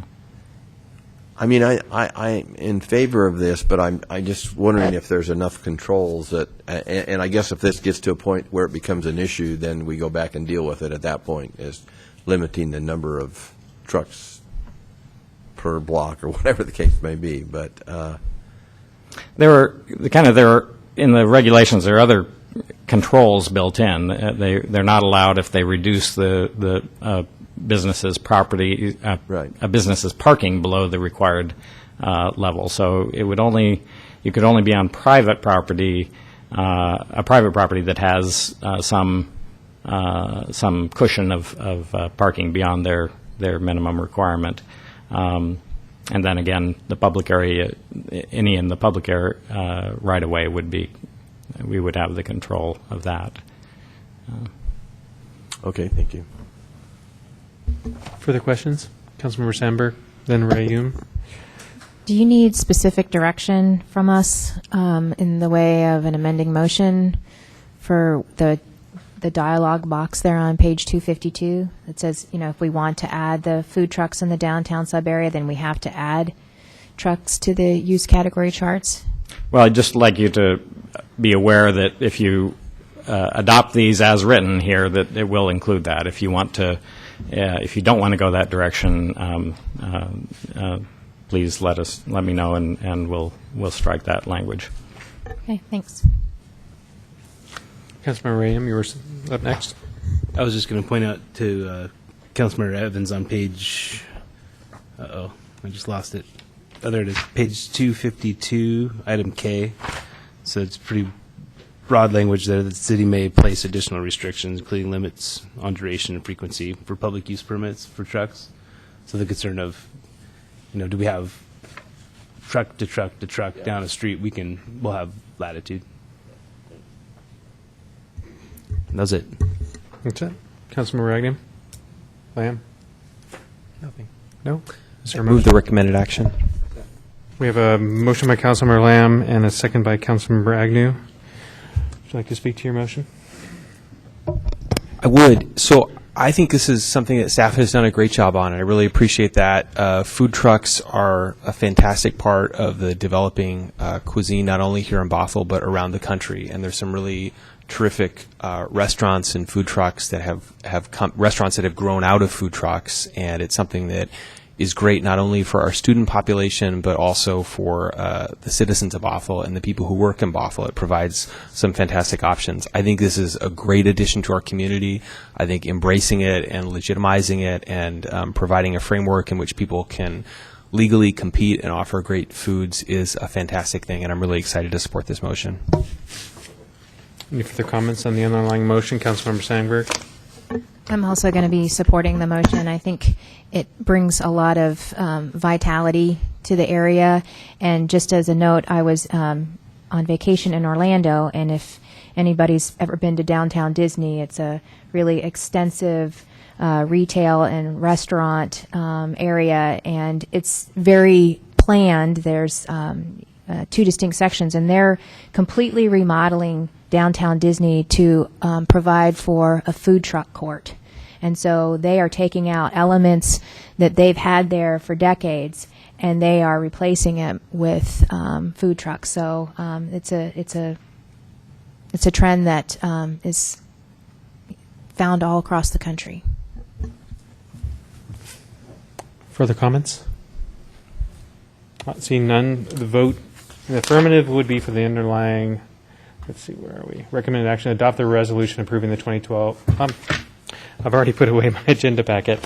Sorry, excuse me. I'm on the water issue already. It was going so swimmingly. The recommended action would be to pass this ordinance as presented this evening. If everybody could place their vote. And the clerk display. Passes unanimously. Next item on, thank you, David, really appreciate it. Next item in the agenda is a presentation by Don Feen to consider adoption of a resolution approving the 2012 water system plan. Don, nice to see you this evening. Good evening, Mayor and council members. Don Feen, Utility and Development Services Manager.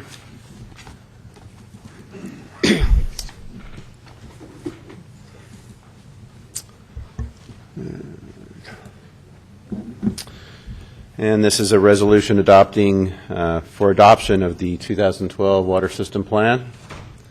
This was presented 3 years ago, and I'll run through it fairly quickly. It's the plan before you tonight. It's the same plan that was presented then. It's a very structured process. That's dictated in the RCWs, and it's reviewed by the State Department of Health with a detailed spreadsheet. It's a checklist, I should say, and it's required to be updated every 6 years. And we've had a public system here since 1960, and here's the listing of all our inventory of our existing facilities. We have 3 storage tanks, over 75 miles of pipe, and 5 booster stations. And our service area is predominantly in the King County area of Bothell, and takes up most of what was our prior city limits within the King County area. The newly annexed area of King County that just got annexed in a few months ago is primarily North Shore. And This shows in yellow here is the actual service boundary for the city system. This is served by Alderwood over here. And like I said, some of the new areas within the King County annexation area that recently happened are served by North Shore.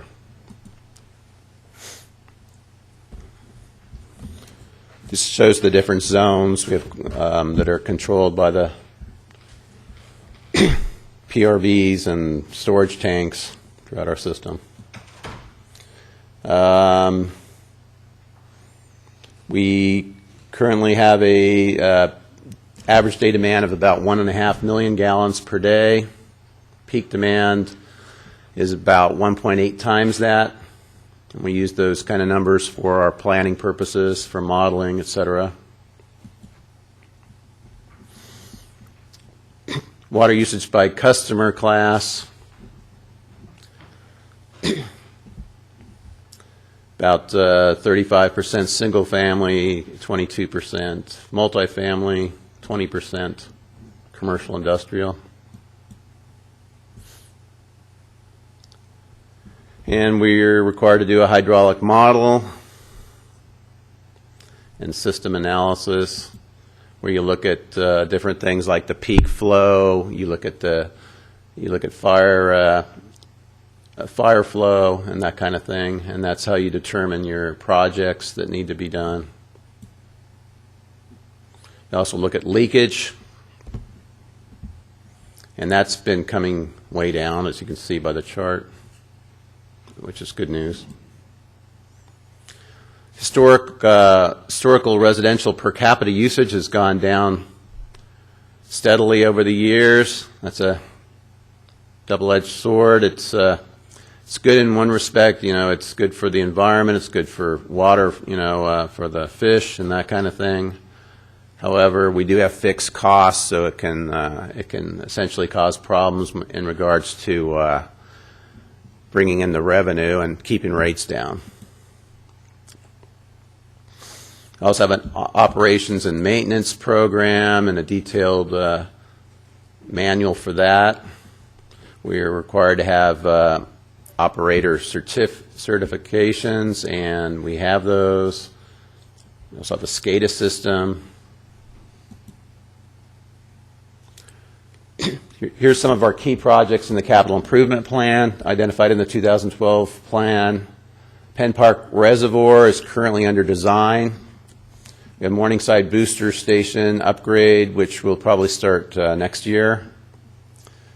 A new booster station near Maywood Hills Reservoir, citywide water main replacement projects, many of which we have already started and some of which we've already completed, as well as the downtown water main replacement projects, which we have also made a lot of headways on already, and a SCADA system improvements, which is well underway as well. This is a map where we identified all the projects identified in the plan. We also had a small financial analysis, and we also had recommendations regarding a rate study, which we've already completed in 2011. As you can see, the wholesale water cost is about 37% of the pie. 37% of our money goes towards wholesale water. 13.9% goes to O&M. 22.9% goes to capital improvement. And the financial analysis, the city water finances appear to be in good shape. As I said before, we did a rate study in 2011. We've been following the recommendations from that study. And our facility charges were also reevaluated and revised in 2012, and we've implemented those changes as well. So finally, summary and recommendation. This plan has been approved as previously presented to Council by Department of Health, King County, and the Washington State Department of Commerce. So I invite your council comments and recommendations to adopt the resolution approving the 2012 water system plan. Great. Thank you, Mr. Keene. Any questions from council?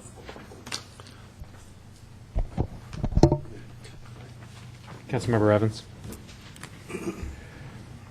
No questions, Mayor, other than to say that this, I actually got to see this document, all 800 pages of it, and it was huge. Very excellent plan. It's already been approved as commented by staff, and I would move the adoption of the resolution approving the 2012 water system plan. Second. So we have a motion and a second. Any discussion? All right, seeing none, or you could place your vote to adopt the resolution to approve the 2012 water system plan. Clerk can display. Passes unanimously. We did get a break earlier today for about 10 minutes. Is council needing to take a break as kind of priorly scheduled? We all doing okay? Okay, so let's continue to press through and see what we can do with the rest of the evening here. Next item on the agenda is AB 14-118 to consider appointment of a pro and con committees to prepare voters' pamphlet statements for the Parks and Public Spaces levy ballot measure for the November 4th, 2014 election. Laura, our city clerk, nice to see you. Thank you. Good evening, Mayor and Council. On June 3rd, 2014, the Bothell City Council adopted ordinance number 2149 for the purpose of submitting to qualified voters of the City of Bothell a Parks and Public Spaces levy ballot measure for the November 4th general election. The City Council is required to appoint two committees, a pro committee to advocate for the approval of the ballot measure and a con committee to advocate for rejection of the ballot measure. Each committee will be made up of no more than 3 members. However, a committee may seek advice from any person or persons. Staff issued a public notice seeking interested parties to serve on both committees in the Seattle Times on June 13th and the Bothell Reporter on June 20th and July 4th. We also posted it at on the city's website and various posting locations throughout the city. The deadline to apply was July 9th at 5 p.m. We received 3 letters of interest for the pro committee. Those were from Jim Fries, Roger Cecil, and Lee Henderson. For the con committee, we received 4 letters of interest from Pat Pierce, William Moritz, Ann Agard, and Ernie Bellasy. So tonight, we are asking the council to appoint members to each of these committees. The committees must be submitted to both Snohomish County and King County on King County by August 8th, Snohomish County by August 5th. Each committee must appoint a spokesperson, and their pro and con statements are due to the committees King County August 14th, Snohomish County August 19th. They can be no longer than 250 words, and the counties will then give the opposing committee the statements so they can have a rebuttal, which could be no longer than 75 words. And that is the end of my presentation. Perfect. Laura, thank you. Just for clarification, our conversation is just simply to vote to place these applicants to these positions. And it's not a... Correct. Appoint them to each pro and con. Point them to pro and con. So my direction as chair is just to direct council's questions or comments in regards to these applicants here, but not to go back and discuss this underlying ballot measure or come up with language for or against or whatever it may be. So let's discuss the names that are before us and go from there. So, Mr. Mayor, I would make a motion to appoint Jim Fries, Roger Cecil, Lee Henderson to the Pro Committee, and William Moritz, Ann Agard, and Ernie Bellasy to the Con Committee. Great. Second? Any discussion on the motion? All right. That was easy. If everybody could place their vote for those names as stated by Councilmember Lamb and seconded by Councilmember Freed. Clerk can display. Passes unanimously. The next item on our agenda is AB 14-119, council consideration to authorize art for the City Hall project. City Manager, Mr. Stowe. Thank you, Mayor. As you know, the council has previously established a 1% for the arts program, and based upon the qualified expenses within that program for the City Hall project, the city has allocated $314,884 for art as part of the City Hall. Staff has proposed art elements that are described in the staff report. which as envisioned, we believe both possess artistic merit and also add some functional value and benefit to the building and the project site. Specifically, those art elements include historic photos and storyboards at an estimated cost, which includes a 15% contingency of $34,500. A living wall estimated at almost at $75,000. Floor art, concrete, which will be a polished concrete. We're talking about putting an inlay into the concrete that connects the living wall and the historic photo boards and the plaza areas outside. That's a price that's not yet determined. Conference room wall images at $7,000, and then some more whimsical sort of artistic features. For example, bronze crows. They could be other small animals as well, at a price not to be determined. Totaling that all up, that still leaves a balance of about $198,000 remaining. That would be applied to, again, the floor art, some of the water features that are mentioned in the staff report, and the whimsical art. So staff is seeking concurrence from the council regarding these proposed art elements. Based on council's support, staff will work with the design team, the community, and then certain vendors to prepare the art elements to include in the project. Staff will also provide council with a complete financial accounting for each of the various art elements. The total art budget will not exceed the amount that I identified. That's $314,884 unless otherwise approved by council. So with that, Mayor, I'd be glad to address any questions on the staff's proposal. Perfect, thank you. And I see nobody from the public here to make comment or questions. But council, do you have any questions for the city manager? Councilmember Sandberg.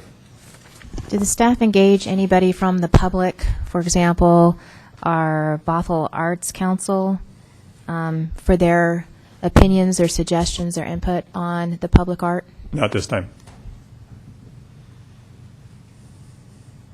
We would certainly believe that the historic photo and storyboards would be an excellent opportunity to engage the community.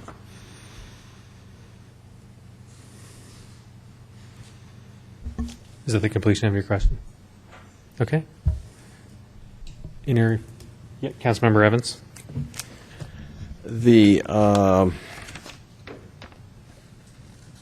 Do we have any idea, Bob, what the maintenance, I think we talked about this before, what a living wall would be? What do we anticipate the maintenance of that would be? I understand it'll be more expensive in the first year while the living wall is becoming established, and then less thereafter. And I would need to get back, we need to negotiate that and determine really the full scope of the living wall before determining an accurate maintenance cost. Okay. But be glad to bring that back to council. In the small brook-like water feature at the base of the historic photos and storyboard, what is that? Do you have any more definition of what that is? What we're envisioning is simply just a pool of water, sound of water, the appearance of water at the base of both of those art elements to just provide further connection to the concrete inlay, the design on the floor, to the water plaza, to Horse Creek, trying to establish that connection in the eyes of those who visit City Hall. Would it be actual water or the sound of trickling water? Could be both. It hasn't been fully designed yet. Again, it could be just at the base, a fountain, a pool of water, both sound as well as adding a visual quality. And the floor art, do we have any idea what? That goes right into the polished concrete, is that correct? How is that? Well, that's correct. It would be an inlay to the polished concrete, and of course the design hasn't been determined yet. So if the council approves these, what would be the process from here? So who actually goes out and designs these, or how does the process move forward? We would move forward, of course, with working with a specific vendor on the living wall. Okay. We would bring back the size, scale, expenses associated with the living wall. All of these elements would come back to the City Council for approval. But we would start working on that. Things such as the concrete inlay and other elements that are necessary as part of the building program need to get started sooner rather than later. And so the concrete flooring would have to be determined very quickly in terms of its design and application as they're putting forward the construction plans and getting ready to start. But the item that would likely take the longest, which would involve community engagement, would be the selection of the historic photos. Yeah. We're envisioning maybe 20 photos.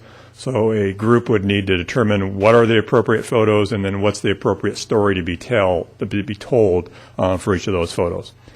So is there a timing element to this? I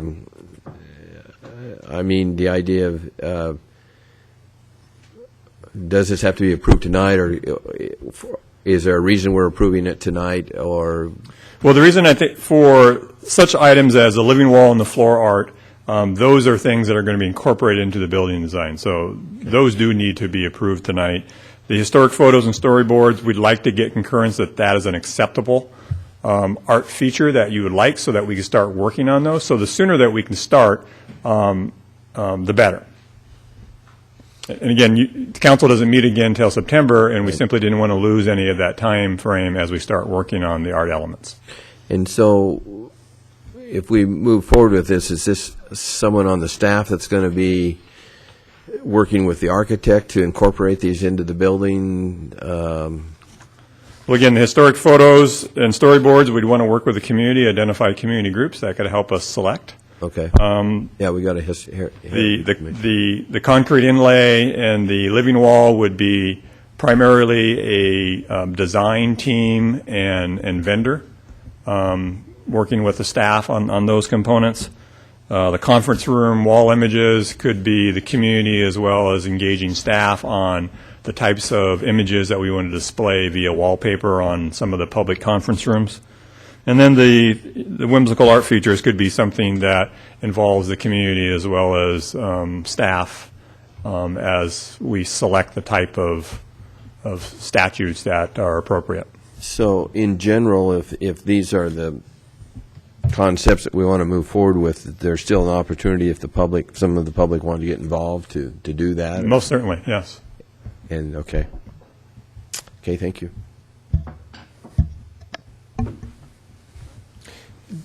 City Manager, we had discussed priorly just looking at the entire site. There was a water feature at the southeast corner. There is still a water feature in the plaza outdoors. That's not part of the art budget. Oh, okay, it's not. Okay. It's of about a similar cost, but it's not included as part of the public art feature. Okay. You could make an argument, I think, that has some artistic qualities, but we chose not to do that and simply included it as part of the shell and core costs for the building. So, I mean, a lot of Bothell's history was a logging history, and there was a conversation that maybe have some bronze features of crows. I know that crows have been, in my history here, more temporary, meaning they've just really appeared in the last 2 years. We always had crows around, but not to the extent that we do today. So my concern is, so for 38 years of my 40 years in Bothell, they weren't here. Maybe they're only going to be here for the next year. So I don't know what research can be done. Maybe talk to the University of Washington. Are they going to be here for the next 40 to 100 years? Or is there a possibility that the ecosystem that's down in the wetlands will change and that they will leave? Because I would rather take that money that would be for a bronze feature potentially and potentially have some log benches inside in the lobby. So when people come in, they can see a couple of nice big logs that potentially could be benches to be sat on. So Beardsley Development, which is the village of Beardsley Crossing, Steve Cox actually did an amazing job taking some of those trees, and he's going to incorporate those into his building, which is a neat way to reflect that site itself. Do you think there might be an opportunity to do that here in the city of Bothell to reflect some of that logging history with a couple beautiful logs that may be available? There's that opportunity, and again, we haven't assigned a price for those sort of what we call whimsical art features. What we're anticipating, crows is just one example, and we're not talking about a large statue. We're talking about a miniature statue of just several inches that could, several of them that could be placed around. So it's something different beyond the typical, Northwest salmon, which we see in most every public plaza or facility. Yeah. Well, I think the crows could be fun, and like you described, that could be an interesting thing. So I can't make a motion to move forward, but if somebody that I'd like to make a motion. Okay. Has everybody had a chance to speak? Think so? I haven't had a chance to speak. Do you mind if Councilmember Lamb just ask comment or ask questions before you make a motion? Okay. So I just kind of wanted to follow up on Councilmember Evans' question. So when our motion tonight would be to approve and to authorize City Hall. Is this art for City Hall? Is this sort of basically a check-in to make sure that we are continuing with the idea of a 1% for art on the building as a preliminary matter to say that we want to keep with that idea, and then these are sort of high-level ideas that you're asking for our buy-in on as a council that would be potentially refined as we go forward? Obviously, I think the living wall is one that sort of needs to move forward now as a practical matter. But other than that, is that kind of, is that sort of, I'm just trying to get a sense of what it is that you're asking for. Well, I'm making the assumption that council is still supportive of the 1% for the arts. And Yes. so I'm not asking whether or not you are supporting that. I'm going on the assumption that It's you are. Yeah, it's implicit in the motion, right? And so what I'm asking for is council support and concurrence that staff start working on these matters, and we can certainly bring them back. But what we don't want to have happen is an item brought back to you. We want to make sure it's consistent with what we're presenting here this evening when it does come back in final design. But we wouldn't want to have happen is council suggesting, well, that's not the type of artwork that we had envisioned going in as part of the project. Well, I appreciate that, and I am supportive of this, and I would make a motion to go forward. I do like the idea that that Mayor Freed articulated about having timber. I think is something that's part of our heritage here in this community, and it's something that is cool when it's reflected in buildings. It looks really good, and I'd like to see that incorporated into the whether it be in benches or something like that. They have that at the University of Washington, at the Cascadia Community College building. They have benches that were made from trees that they had to fell on the site. I don't know if the trees that are on our site are substantial enough to support a bench, but if we have an opportunity to do something like that, I would like to see that included in this, and I would, I guess, yield the floor if there's others who would like to ask questions. See no further question, Councilmember Sandberg. I'd like to make a motion to direct the city manager or the staff to engage with the Bothell Arts Council, an established 501c3 community art organization, and other interested citizens in this City Hall arts selection process prior to the selection of these specific elements.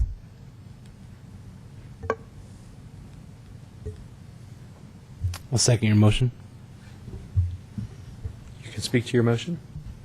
The Bothell Arts Council is a recognized arts organization in this area.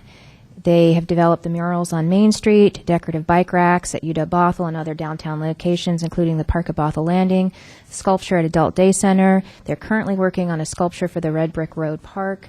They have demonstrated their interest in arts in this community. They have connections to other members in the art community in the region. And I think there are other interested citizens out there that would like to participate in this process rather than just respond to fixed projects, like letting them choose pictures or whimsical features. I think we should take advantage of that knowledge in our community and engage them first. Okay, thank you. Any further comments? Councilmember Iam. I'd like to make an amending motion to exclude from that process the living wall and the inlaid concrete mural. Is that what you call it, City Manager? For lack of a better term, yeah. Just for the concrete inlay. Just for the sake of time, because I know they need to get under design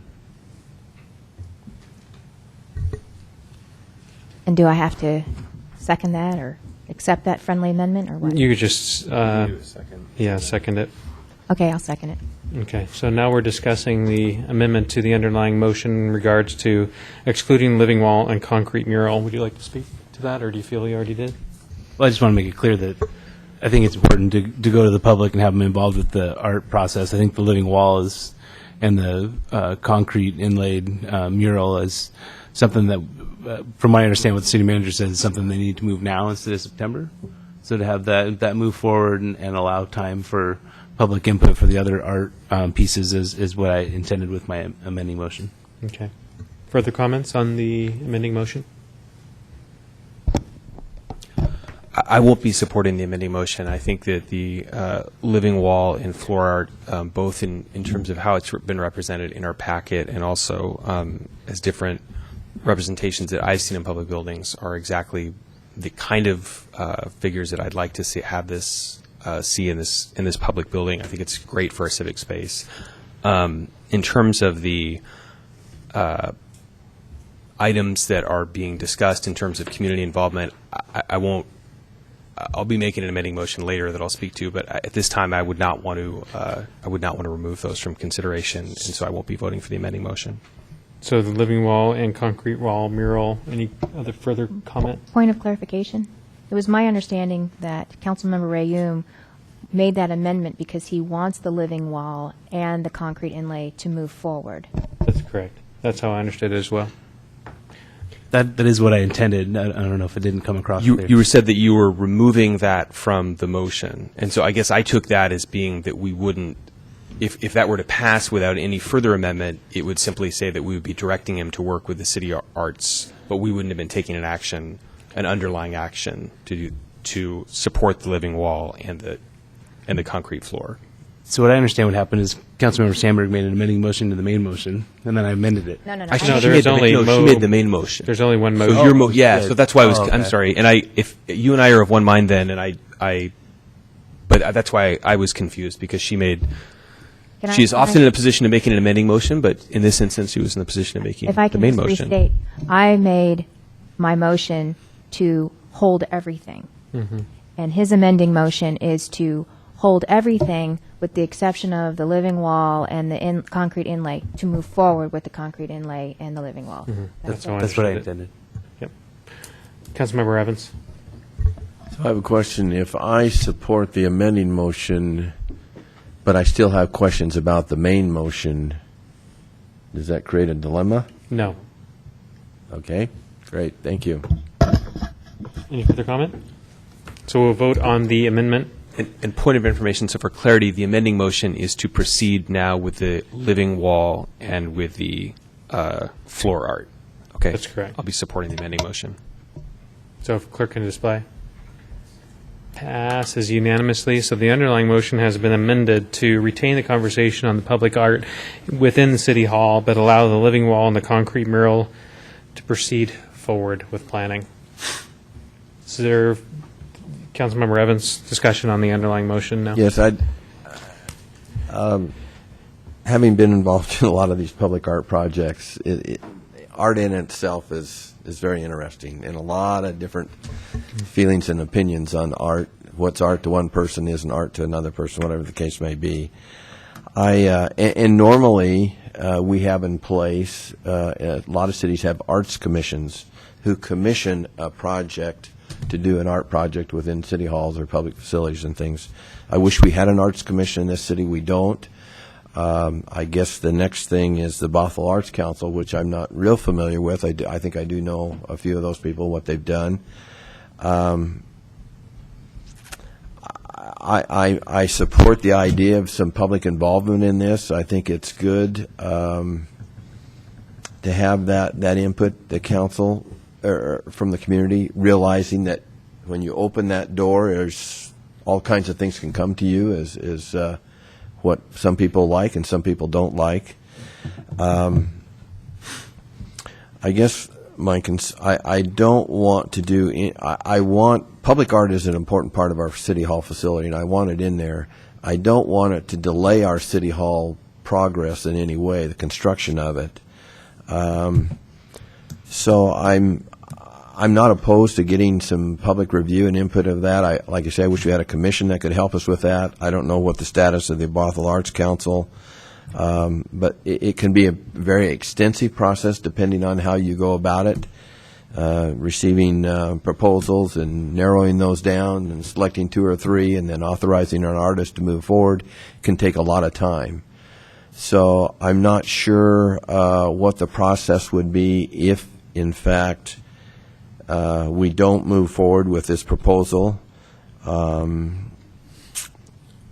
I would like to see public input to some form, to some level, to some degree. So I'm not sure just how I'll vote on this at this point. Great, thank you. Who would like to address or deliberate? Councilmember Lamb. So I'd like to make an amending motion that would, and I think it's consistent with what the city manager said, but just to make it explicit, that would approve what has been authorized, and this would incorporate Councilmember Raham's amending motion, which would allow the wall and the floor art to proceed, but to ask the city manager to engage, to work with staff to engage with the community, including those in the arts community in Bothell, on the remaining projects.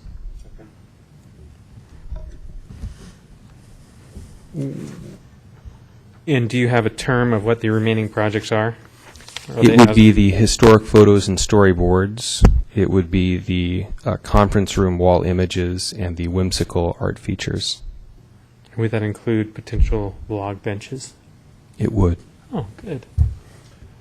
So we have a second by Councilmember Agnew, motion by Councilmember Lamb. Would like to speak to your motion or your amendment? I would. So I take the point of, I think it's in some sense we have people sort of talking past each other. I think that the city manager articulated that he and staff will work with our community on the arts as we move forward, and indeed I think a lot of the historical photographs, which I think are going to be a beautiful and important part of this building, reside in our community and reside with those individuals. So that will be a great opportunity. I think I took the purpose and the intention of Councilmember Sandberg's motion to try to direct that engagement, and I think my motion, my amending motion, achieves the same thing, but does it in a more broad way without being prescriptive as to one particular agency, but just says engage with the citizenry, including the arts community. Councilmember Sandberg. Just as a clarification, my main motion was to engage with the Bothell Arts Council and other interested citizens in the community. So it was broad in scope, and I will not be supporting the amending motion because what we're doing in this process is we're allowing citizens to respond to a pretty defined list rather than engaging in the creative process. And so I don't think that is truly engaging our public. And engaging our public can take time. It can be a little bit messy, but I don't think going forward with the project list that we have defined here and then allowing them to pick photos, which they might not even want to do photos. I mean, we've had a pretty active request for a place to house veterans artifacts, housing for Seattle Veterans Museum, and arts and heritage have been commingled in various communities and through funding organizations. So we're not allowing people to be a part of the creative process.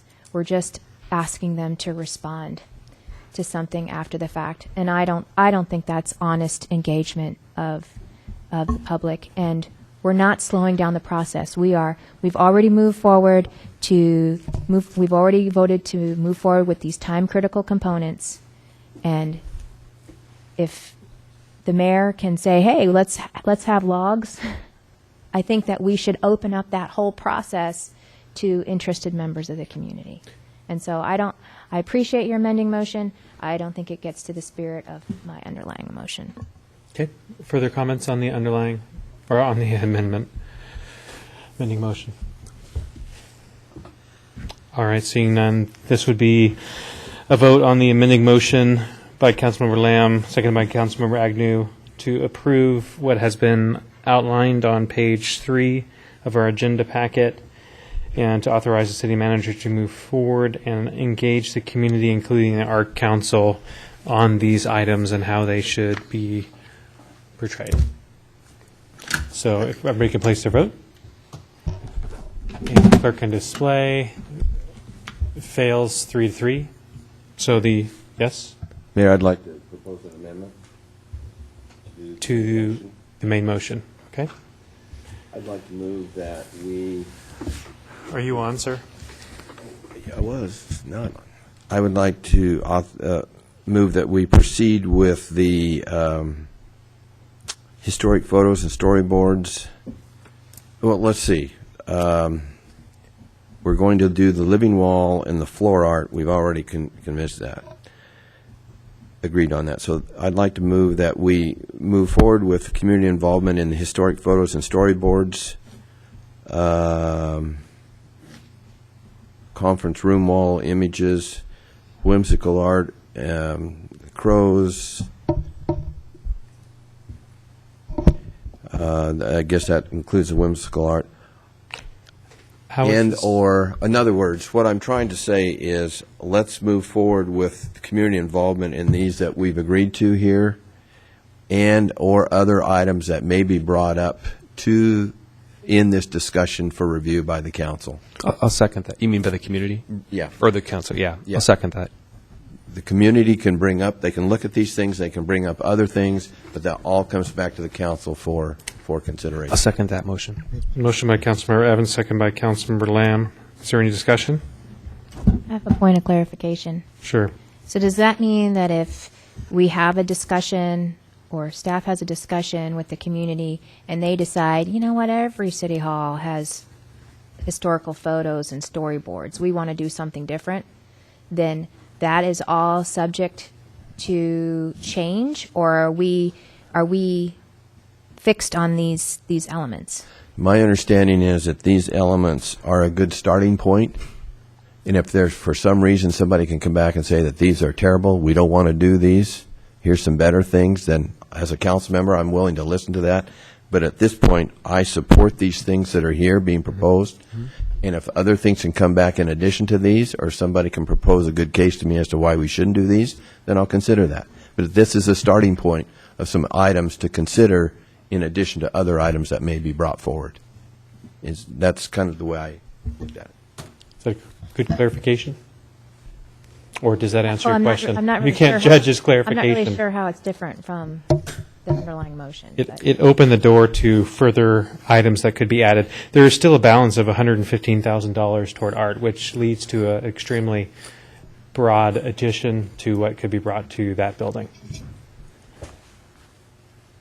Right? So that was the door that he opened, was the change to the prior amendment.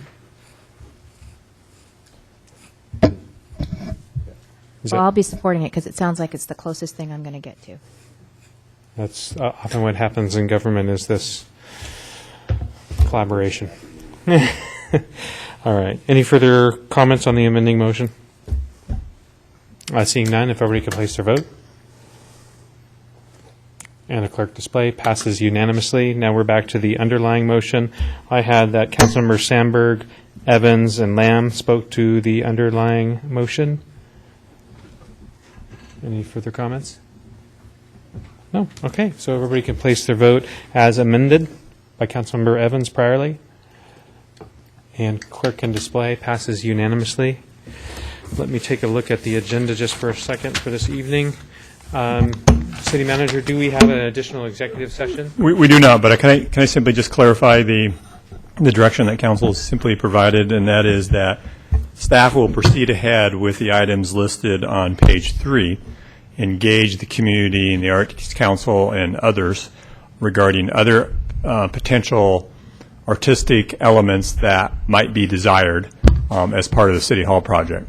The balancing act, of course, will be one of cost. We have a defined budget, and to the extent that these items that you've identified utilize most of that, a decision will have to come about something else that might be more desirable from the community's perspective than these 5 items. Sure. And I mean, there was a suggestion that I got through email of 3 gentlemen dressed up in bandit outfits with toting guns. Now, as a gentleman who doesn't mind guns. I don't know that the whole community would be in favor of that art, so we leave that to the community's discretion as they engage in the process with you. And the things that need some design decisions sooner, such as the living wall and the floor art, those will have to get plugged into a price, and then everything else will have to utilize the available resources after those projects are built.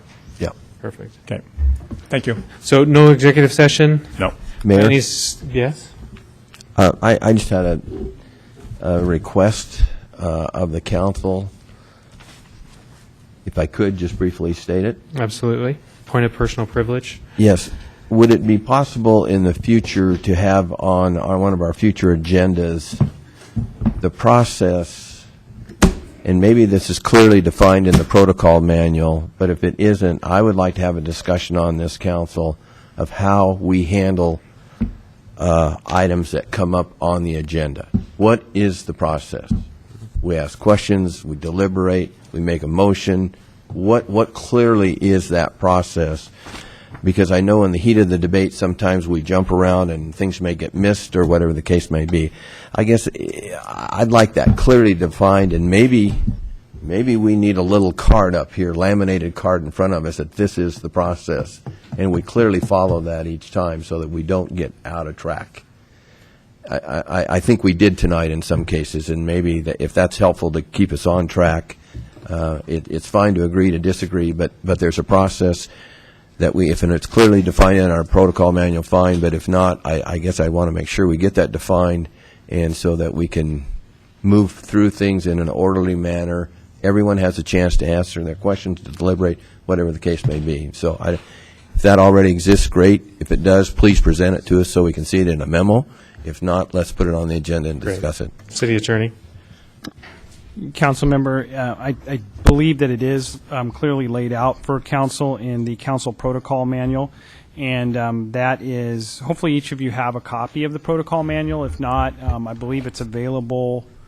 I believe it's available on CobNet, but we can get a link if it's not locatable. Chapter 8 and Chapter 9 of our protocol manual are the chapters to study for that.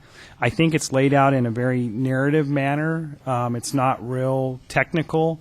It sort of flows with how your meeting flows. And I'm happy to sit down and answer questions with anybody that would like to know how a particular part of the meeting should move, and I've done that for other council members that have had questions. So Chapter 8 is our city council meetings in general. And then I think what you're speaking to is Chapter 9, parliamentary procedure. And again, it's, I think, laid out in a very understandable manner. But if you read over that and have questions, I'd be more than happy to work through that or do anything else as far as a training or whatever the council would like. Well, I will review those chapters over the break and invite the other council members to do that. And if we think at some point we need more clarification on it or something, maybe that's something we can be added to the agenda in the future. Thank you. Yeah, so for my clarification, how the meeting is run and how we've discussed in the past, if we have an allocated period of time, for instance, on AB 14-115, it was 15 minutes. Councilmember Sandberg requested to add additional 20 minutes to that. I've been divvying up the time. We've been finding that we have been going over, but typically what happens is you will have a discussion on the matter, presentation by city staff, then we'll have the opportunity as a council to ask questions. After we go through one round of questions, I look around a little bit, and then I look for a motion. A motion would then come. Any council member can make amendments to that underlying motion. But what happened this evening is we went, allocated time was over. So we came to a point where you made the motion as you did to move forward. So how typically I would do it is there's the underlying motion, there's amendments, and then we vote on that and we move to the next agenda item. So we can talk further, and city manager or city attorney can do so as well. Yep. I would like to also add into this discussion our practice of setting firm time limits on speakers and this informal or formal granting of one's time to other council members. I'd like to add that to the discussion as well. Mm-hmm. because I understand that there is a purpose served with having the time limits for the public, but it also cuts off some useful debate at times when we are constantly watching the clock. Great. So city managers report, do we have any this evening? No report. No. Other than have a great break during August, and look forward to seeing you back in September. We do, and we've often had council committee reports. Are there any council committee reports at this time? Yeah, Councilmember Rahim. It's not really a report, but I'm just curious. So we have the Capital Facilities Plan Committee meetings tomorrow and the next day. And I'm just curious, from a historical basis, do we usually meet the second day or not? Because I have to work it out with my day job to make it happen. So I don't anticipate the second day taking place. I think we can do it all tomorrow. okay, wow, that's great. Thanks. And Councilmember Rahim, you mentioned that you're going to contact the Attorney General. Can you update the council on your conversation? I just, to contact the Attorney General, you fill out a form, and I submitted the form and haven't heard back. Okay, cool. Well, I hope everybody has a great July and August break, and look forward to seeing you in September. Thanks. Any further comments? So we're adjourned.